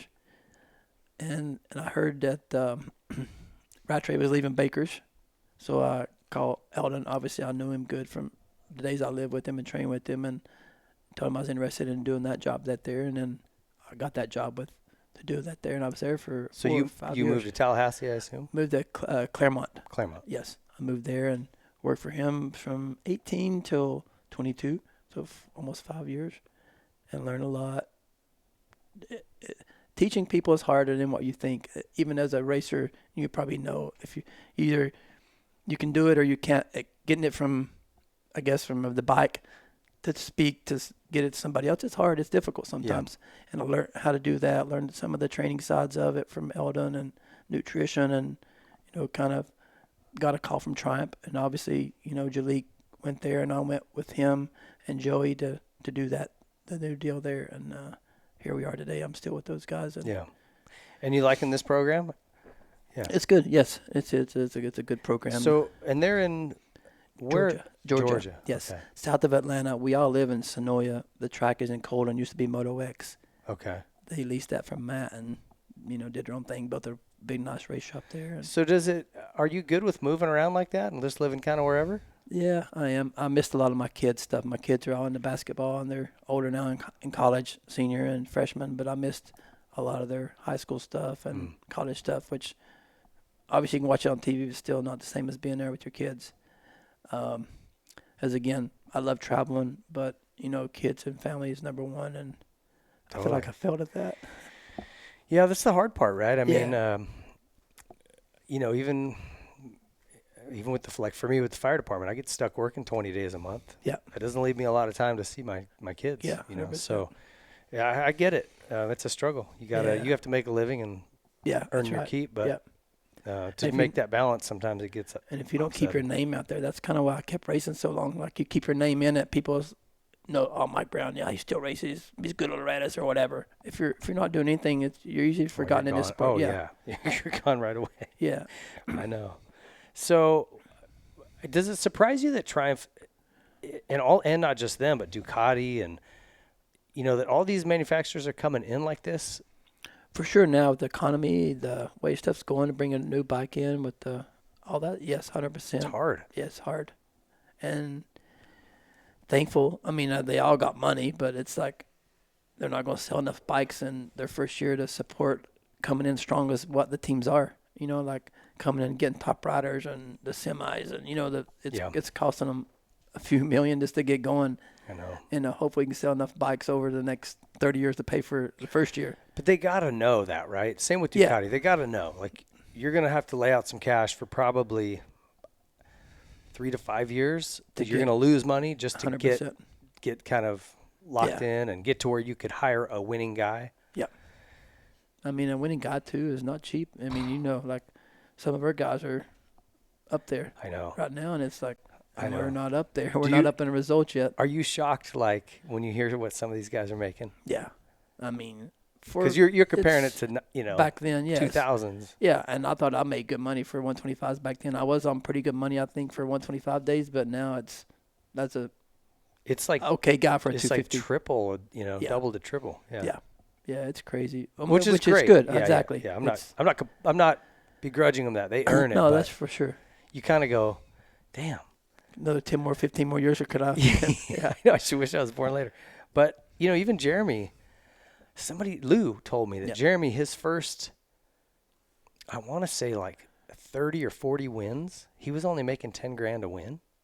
Some small little number. That's crazy when you look at it and you're thinking he hasn't made good money, I'm sure, but like it's 100 grand now. Yeah, 100%. To win our Supercross. Yeah, that's what our guys getting the 450, 100 grand. It's crazy. I mean, back when I was on 125s, I won Troy both motos. Went to Washougal on both motos. It was a $200,000 2 weeks. Like, it's 25 a win, and you get another 30 if you win overall, and it's like adds up quick when you're winning. Like, dang, man. Tell me about where you see yourself kind of the next decade. It sounds like just doing exactly what you're doing. I love what I'm doing. I do love what I'm doing. I'm 53 now, and it's. I hope I can keep doing it. If my health can keep improving like I am, and I can keep, yes. And I feel like I need to I think our sports at a level right now. Everybody's training. Everybody's doing the same kind of stuff. What's the next step to get them a little bit better? It's small steps. I need to improve on my side on that, I think, a little bit more. Like read school. I don't know what I need to do, but I think it needs to be another step to the next. I don't know if it's physical-wise or bike-wise. The whole thing needs to be another level because everybody right now is, I think, pretty equal on maybe training-wise. Yeah. Do you see the sport changing? I mean, I don't know if you'd heard this or not. We just went to Japan for that Honda launch, and I was asking the top HRC guy, which those guys kind of steer what direction our sport goes. Sure. And I asked him, hey, you think motocross will go electric? And he just looks right at me, doesn't even hesitate. He goes, yes. And I was like, oh. I said, wow, when? And he said 5 to 8 years. I think that's what I said the other day. We were talking about that. I was thinking I probably won't see it, but I would say 8 to 10 years it's going to be electric. I would think so, yeah. I mean, don't know why it wouldn't. Have you ridden the I have ridden the Starks and I was actually going to race what's the one before that? Alta? Alta, yes. Yeah. But yes, they're nice. It's crazy, the power. The Stark's crazy. Nice. Yes. It's actually a lot of fun to ride. Mm-hmm. It just doesn't last long enough. Yeah. And that's kind of what he said. He goes, once this new battery technology, which already exists, just not for this application, he goes, once we can get it, that's It'll happen. That's the switch. I agree, yeah. And Trey said, you've ridden the Stark. You know what that thing feels like. It's pretty good. Yeah. He said the CRE or whatever they call it, the Honda one, makes that feel like a toy. No way. He goes, I loved it. Is that the one he was racing 2 years ago, whatever he did good on over there? He goes, just the battery wouldn't last. He goes, I couldn't get through a 30-minute moto. So, anyway, what's your thoughts on that? I think you're right. It's going to be 8. I'd say, 10 years where there'll be no two strokes. But then you go back and look at Kawasaki coming out with the two-stroke. I know, I love that. I know it's going to be good. That'd be a good little woods bike. For sure. Was it 326 or something? A funny number. 327 or what is it, Ethan? 327. But all fuel injected, so just. Oh yeah. Because I had a 300 KTM previous years riding, and I loved that thing. It's like a 4-stroke, 2-stroke. Yeah. So fun to ride. Yeah. Tell me a little bit about the family. So. Yeah, your two boys, I know they were big basketballers. Yep. But last time I think I talked to you about them, they were still in high school. Yes. Now the older one's a senior, and he will be a senior next year. He goes to UVWise, and he's wanting to go play professional in Europe next year. So. Oh, really? And the little one, The little one is freshman at Carson Newman, which is a high D2 school, and was freshman of the year in the D2 division. Okay. He's big. They're big kids, 6'4", 6'5". How they get so tall? From, I don't know. They can. You got big family members? Not really. My dad's obviously 6'2", but nothing like that really. Dang. I don't know both sides. How is it disciplining a kid when you're looking up at him? No, I know. Look, I got good kids. I don't have to do that, and they are really good kids. It's crazy, the basketball. The little one loves dirt bikes, and he would be a dirt bike rider if I'd have let him. But it's like, no, he's too big. Too big, yeah. Obviously now, yes. He'd race when he's at 50s on P-dubs and stuff like that. He loved it. Like, that's all they care about. Huh. And, but, yeah, they've done good for themselves. Full scholarships. And I remember, like, back in our old days, because we used to play basketball on Saturdays a lot. Yes. You know, when the race was Sunday. Yep. And I remember you always being a good baller. So. I love basketball. I played in high school when I was a kid, and I would have liked to have been a basketball player. That was my thing. I loved basketball just like them, and wasn't pushing. My dad didn't even go watch my games or anything until I was, dirt bikes. He was all in basketball. My mom dropped me off at a basketball game and go play basketball, but at school. But you didn't have the height for it, buddy. Sorry. No, I was lucky to touch a rim back then, and now my kids can stick their whole elbows in it. And it's like, dang, it must be. It's like doing a backflip. It must be nice just to dunk a ball. Yeah. But that's crazy, dude. You got to be proud though. They're 100%, yeah. Like I said. What are they studying? Business. One wants to be a coach. Okay. He would like to be a coach at a higher level. Yeah. And obviously, my older son has a girlfriend, and she's the head coach now of the school. She just graduated, Carson Newman, where my little son goes. Where is that? Is that in Tennessee? Near Knoxville. Yes. Okay. Yeah, it's a big basketball school. I'm driving my daughter out in August. She got a soccer scholarship to Oklahoma. Oh, nice. Southern Nazarene. Heck yeah. Outside Oklahoma City. So it's probably a little different with boys, but it's like I can't even think about dropping her off. Well, my older son, obviously he was at a high school where we live, and when he turned 15, he's like, Dad, I want to go to a better school. So West Virginia, it was called Taze Valley Prep. They didn't play normal schools. It was they traveled around America playing basketball. Oh, okay. He lived there from 15 years old until he graduated, like on his own with a family, a doctor family, a nice family, super good, nice houses, but he did that from 15 on. And he's lived there by himself for 3 years. Even if you were home, you wouldn't have seen him. No, I never seen him. I was kind of home then doing the motocross stuff at the track. yeah. He was there, but he was gone playing basketball. Then the little son stayed locally and did good in high school. High scorer, the whole thing in high school. He was the best around the area, like really good. But he's good. If anybody can make it to the top, my family, it'll be him. Yeah. Well, it's you're just proud when they have that work ethic and that drive. Yeah, huh? 100%. Because it's just like moto. If you just take that and apply it to whatever, Yes, you're going to do great. 100%. Doesn't matter what you're doing if you're working at it. What do you guys do for fun? What does Mike Brown go do when there's no races going on? You don't have any work to do. You fish? You hunt? I used to not fish. I used to play golf, and for me, not much. Biking, I love biking. Still love biking. If it's a weekend, we got a weekend off. I'm planning a big bicycle ride. Really? It's either going to be 100+ miles or whatever. But now You've been to Bentonville? Bentonville, yeah. I went there when they first opened it. I want to go. Crazy. I never thought I'd say I want to go to Bentonville, Arkansas, but I've heard it's just nice. The trails are wild. It's unreal. Yeah. So many miles of it, like you can't cover it all in a week. Really? Yeah, it's huge. Yeah. What are you riding? Specialized now. Okay. We were on Alcavi, and now this year we're back on Specialized. Okay. Yeah, the Epic and the Tarmacs. Okay. Good. Are you a e-bike hater? No, I have a e-bike. Okay. Yeah, I've had an e-bike for a while, and it's good. Like when I were in California, when I was with Bakers, we all had e-bikes all winter, and we just ride the hills and do e-bike stuff because road bike when out here we thought was sketchier than back east, but it's a little sketchy. No, e-bike's good. You can make it what it is.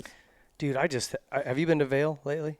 Never. Out here? I never went there. Oh. Never did. Brownie, next time you come out, I've got a stump jumper and a Epic. Oh, nice.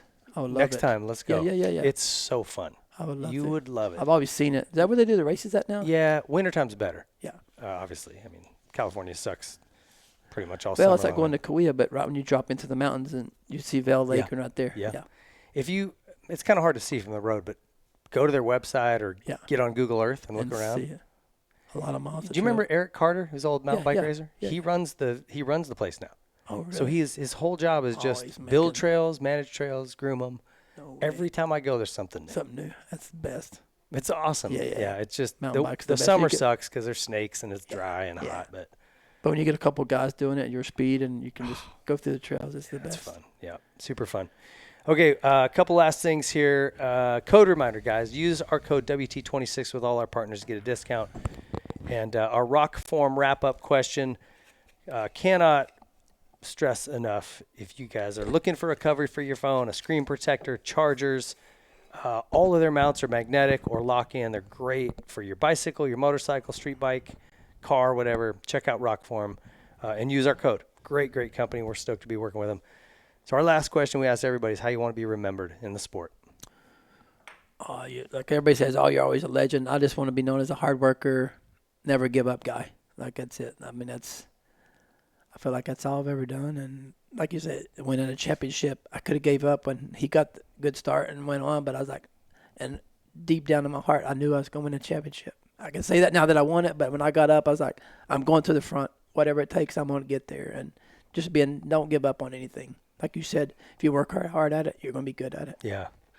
Well, man, you are like just such an anomaly for how long you raced. Yeah. And competitively, not just like cruising around, barely making mains or something. I mean, you were really good, winning races, winning championships for, I mean, my gosh, man, it's like 30 years. Yeah. Well, 25. I mean, that's insane. Yeah. No, it was good. Like I said, I feel like if I wouldn't have my accident, I could still be going. As everybody says that, but I love it to this day. If I could, I can tell. Get on my bike, I would be back out there racing a national if I could. But you know, like I also like how you can switch it on and off. Like you said with GL, I mean, you put your helmet on and you're a bit of an asshole. Like 100%. You're going for blood. Yeah. But you pull the helmet off, you're the nicest guy, dude. 100%. I don't know anybody that doesn't like you. Yeah. So no, that's it. And the sport's so small. Like I tell people I meet, like it's never been around racing. No, fuck that guy. Fuck this. Don't do that. No, that's not like that in this sport. You got to not burn bridges and be polite to everybody you can. Like I say, going back to Mitch's, I didn't even think about when you said I'm probably the only guy that went back there for the second time. But it's just like that. I might have that wrong. I know Maybe so, yeah, Marchbanks did, but like that's true. I can't think of anyone else outside of him. Yeah, but he it's was just after you. anything. Like I can probably go to any team and they ain't really got much bad to say about me. Yeah. I've always been polite and respectful, and that's the thing. Like you got to be like that in this sport. It ain't like football. You just got 100 teams out there. Or sports is small, and you got to keep it tight. Well, your daddy raised you right. I'll tell you that. Thank you. It was good sitting here and chatting with you. I appreciate you finally making the time to come in. And I know we took up your whole afternoon. So no, I'm good. I'm just going to drive to Sacramento now. Are you? Yeah. Of course you are. Yeah. Are you going to make like set record time? And no, pass I'm actually everyone? going to stay in Corona and not drive in the morning. All right. Because I had other plans to drive up there, and now I'm still driving up there, but the plans changed. So all right. I'll just leave in the morning and get up there. No big deal. You know what? Before we go, Rockwell gives all of our guests a watch. Oh, no way. It's got our Whiskey Throttle Club logo yeah. insignia on there. It's a cool little training watch. Perfect. And then, have you tried this stuff? Nano Extreme? I use it all the time on the boys. Do you? I love it. It's great. It is. Well, I don't know if you want a little extra. I was massaging. If you have extra, yeah. I was last week with Jordan came in arm pump and using this. Dude, it works. It is nice. It's stuff. not snake. I tell people because they go, "Does that stuff really work?" I'm like, I'm telling you, try it. No, it is good stuff. Like I said, I used it last weekend with Jordan. Jordan's like, it's crazy. Jordan, I almost somebody that has arm pump to rub my arms because they know how to do it. And I was like, I got all this stuff. Let's do it. Like, help them. Yeah. And it does. It is. You just got to remember not to rub your eyes or go pee after you. Because they're looking, what's in that stuff? Like, I was in the office in the semi-truck and nobody could breathe in there. But it's pretty spicy. It is good. Well, cool. Well, enjoy that. And thanks again, man. Thank you, Dave. So much respect for you. And thank you just for appreciate you taking the time. 100%. Stick around, guys. We'll be back to wrap up the show. Well, big thanks to Mike Brown for taking the time to come in today. He's obviously got his plate full with his duties over there at Triumph and working with those riders. So I appreciate him taking the time today. He is headed up to another race as we speak. So anyway, incredible story. I'm just so thankful he's even up and walking around, let alone going 100 miles an hour and doing what he's doing. So incredible career, 18 years of pro motocross, which is unheard of. Followed up by another, almost a decade of off-road racing at the very highest level. What an impressive specimen. That guy's just a racer at heart. So huge thank you to him. Thank you guys for watching. I appreciate it. And as always, please use our codes. Please support our sponsors. That way we can keep bringing these to you. Hope you enjoyed it. See you next time. Yamaha is the industry leader in two-wheeled fun and performance. Celebrating 50 years of YZ in 2024, the Blue Crew is still dominating shootouts and competitions. Yamaha, revs your heart. Troy Lee Designs is the leader in off-road motocross apparel and style.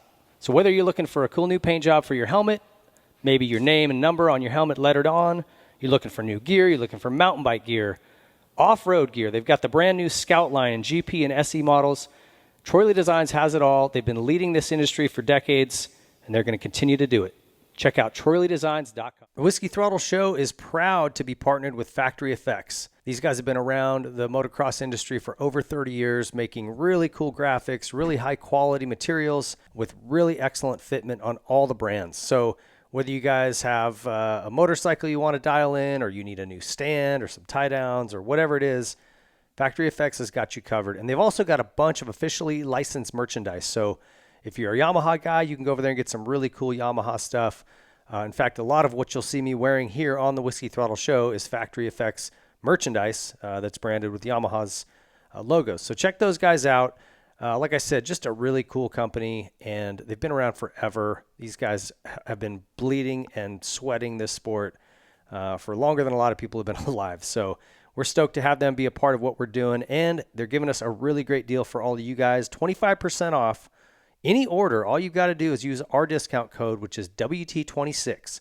So go to factoryeffects.com, spelled factory, EFFEX.com, and use that code WT26 to get 25% off. We're all about supporting brands that support our sport. And there's one tire company that has never walked away from the sport of motocross and supercross, and it's Dunlop.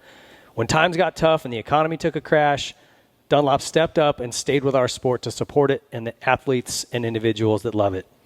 Their MX-53 line and MX-33 lines absolutely dominate this sport. Every national championship at the pro level has been won in the last decade, and nearly every single amateur national championship at Loretta Lynn's has been won on a Dunlop. So if you're looking for high performance, you're looking for amazing quality, and you're looking to support a brand that never turns its back on our sport, there's only one choice for you, and it's Dunlop. All right, Whiskey Throttle fam, we've got a sponsor here that I want to really encourage you guys to try, Element. If you haven't seen this stuff before, give them a check out on our Instagram bio. You can get in there. We've got a link that will give you free samples. You can go in and try this stuff. And this delivers just the right amount of electrolytes that you need when you're competing at all, especially if it's midsummer, humid. Think Loretta Lynn's, Nationals. You're sweating like crazy. This is the best way to replenish it, okay? Straight water is just going to flush more electrolytes out of your body, cause more cramping. You've got to get the electrolytes back in. This Element provides it in the perfect package with 0 sugar. It is vegan, keto, paleo-friendly, gluten-free. This is the perfect product for athletes or those pretending to be athletes. So it was designed by Rob Wolf. This guy is a crazy smart dude working in the science field. Was developing for his own use in athletics. And he came up with the perfect formula. This stuff's awesome. This right here, the citrus salt, is my favorite. Of course, you can get it in a sample pack like this where you can try some different flavors, watermelon, orange, raspberry. Great stuff. Cannot recommend this enough. If you are racing, even at a local level, and sweating at all, which, come on, we all do on a dirt bike, you've got to have some of this stuff to replenish it right. Give it a try. Like I said, go to our bio on Instagram. You can find a discount code or a link that takes you directly to there, and we'll give you a free sample. Check it out. You're not going to want to miss that. Support these guys. They are fans of the sport, and we are so stoked to be partnered with them. Element is an incredible product that I use exclusively, and I'm so proud to have them part of the Whiskey Throttle Show. Pro Circuit is the leader in aftermarket performance and quality. Whether you're looking for a little more horsepower out of your engine, some quality hard parts to improve the way your bike feels and looks, better handling through suspension or linkage arms, Pro Circuit is where you need to stop. It's your one-stop shop. You can go in there and get everything you need to make your motorcycle go from average to exceptional. Pro Circuit's got enough number 1 plates on their wall to side an entire home, and there's a reason for that. They're very, very good at what they do. The highest quality products with one goal in mind, and that's winning. Check out ProCircuit.com. If you are in the market for a new vehicle, look no further than Toyota of Redlands. You've got to support a brand that is supporting motocross big time. At the amateur level, pro level, they are part owners in the Bar X Yamaha racing team. They support a ton of riders individually, and they support us here at Whiskey Throttle Media. And I'll tell you what, the facility up there in Redlands is absolutely incredible. It's beautiful. The folks are friendly. They're professional. And if you've never owned a Toyota, you got to give it a try. It is the only brand that I'll drive anymore. If you're buying, there's nothing more reliable, nothing that holds its resale value better. And the folks at Toyota of Redlands are just they still remember what customer service is. I guess that's all I really need to say. Incredibly friendly, professional, and just talented staff up there. We're stoked to have them a part of the show.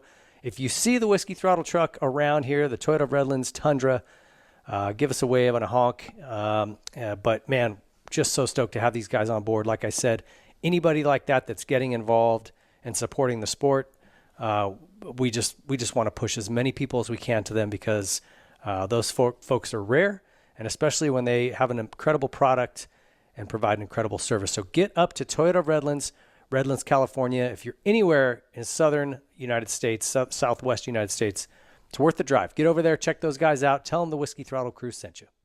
On-switch device, something that was much needed in this sport. They've been innovating and bringing new products to market. Their latest is the new Nihilo Run Cool brake pistons. They're designed to be stronger than stock and provide exceptional cooling performance with less brake drag. Most OEM calipers pistons are made from aluminum that just can't hold up to the heat and extreme demands of serious racing. When they get hot, the aluminum will distort, causing loss of hydraulic pressure and brake failure.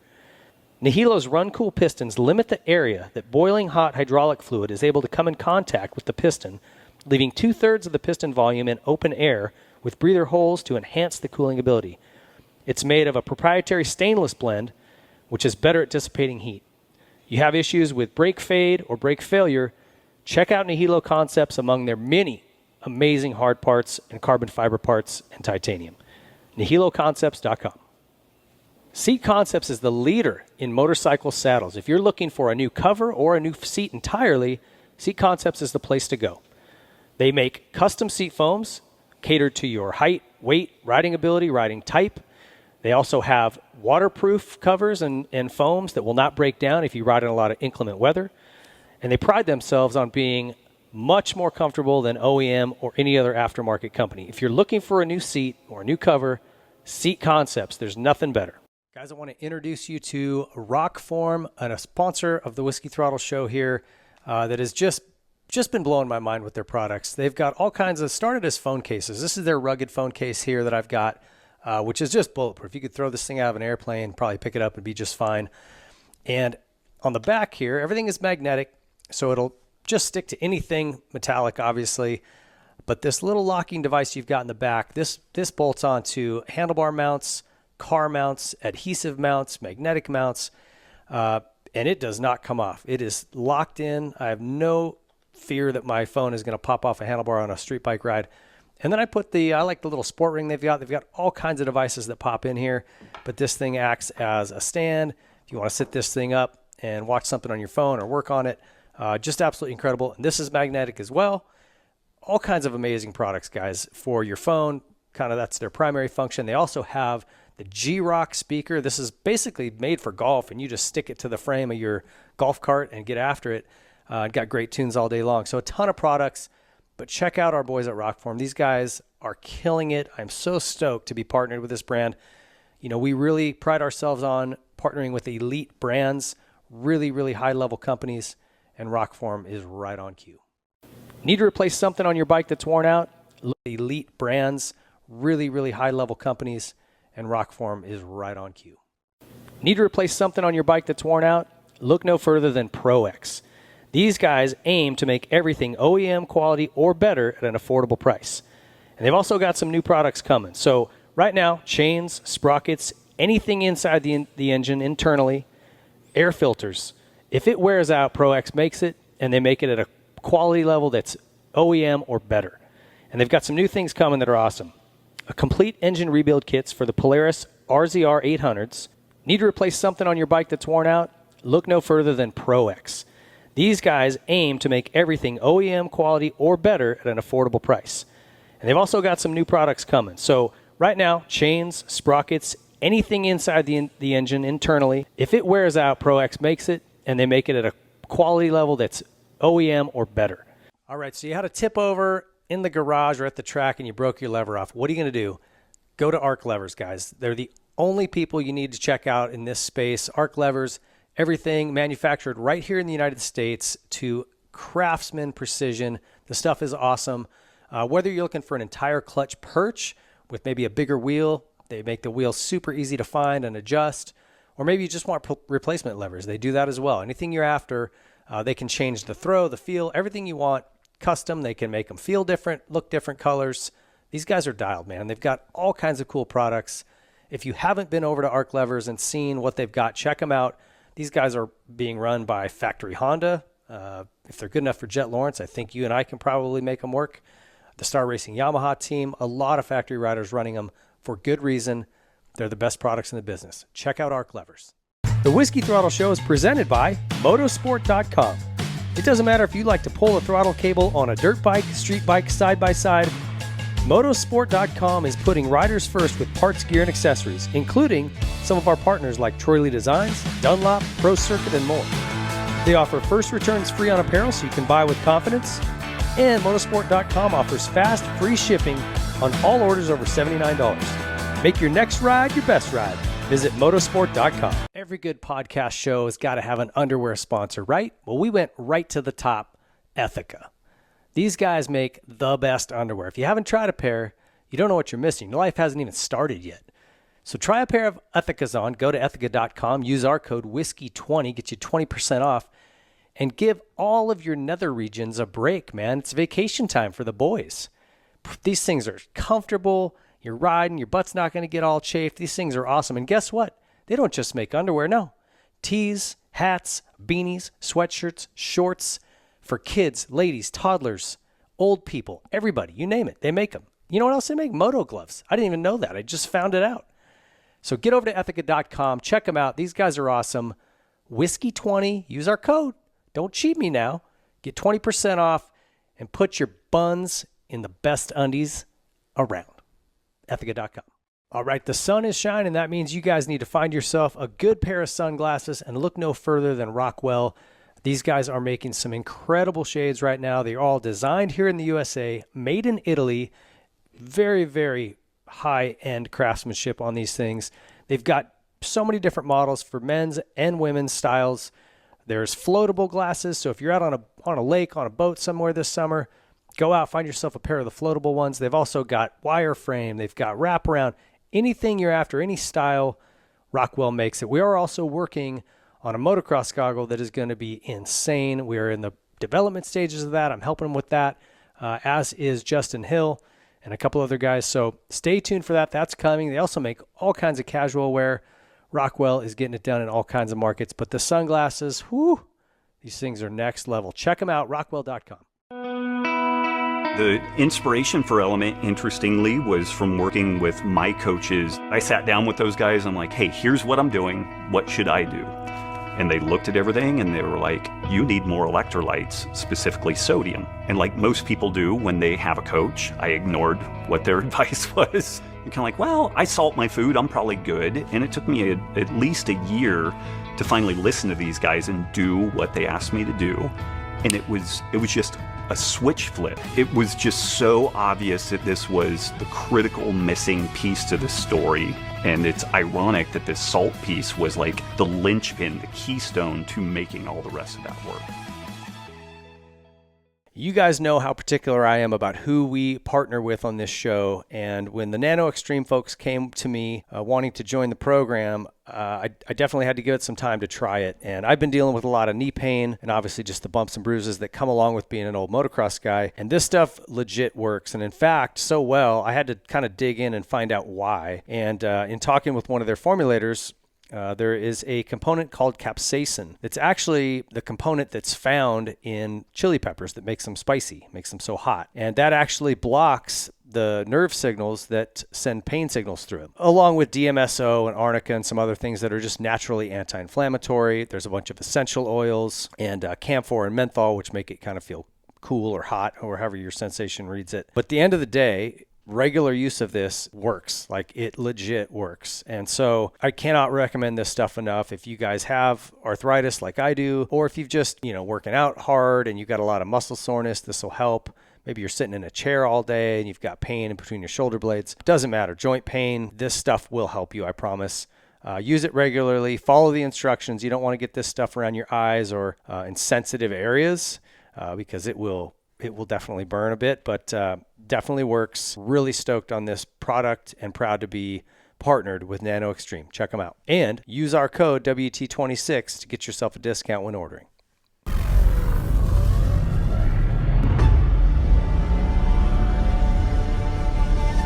The Specialized Science Club introduces the Levo 4. An electric mountain bike so advanced, it borders on sorcery. Together, you and the Levo 4 become a harmonious hybrid of organic and synthetic. It's a rider-enhancing machine that transforms you into a cycling cyborg. 720 watts of power and 111 Newton-meters of torque, amplifying your mortal muscles, allowing you to bend space and time to your will.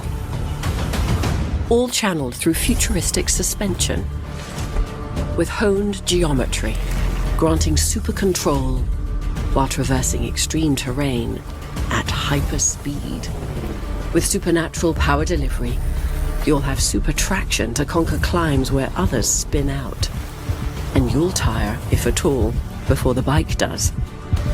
Thanks to the Levo 4's super range. Thanks for checking out the Whiskey Throttle Show. If you guys liked it, be sure to like and subscribe so you get notified anytime we have a new show go up. You can also go over to WhiskeyThrottleMedia.com and check out all of the content, new bike builds, new bike introductions. We've got all kinds of features in the moto and off-road space, as well as all of the current Whiskey Throttle shows listed there. You can find our YouTube channel to get a complete list by season of all the shows we've done, well over 100 at this point.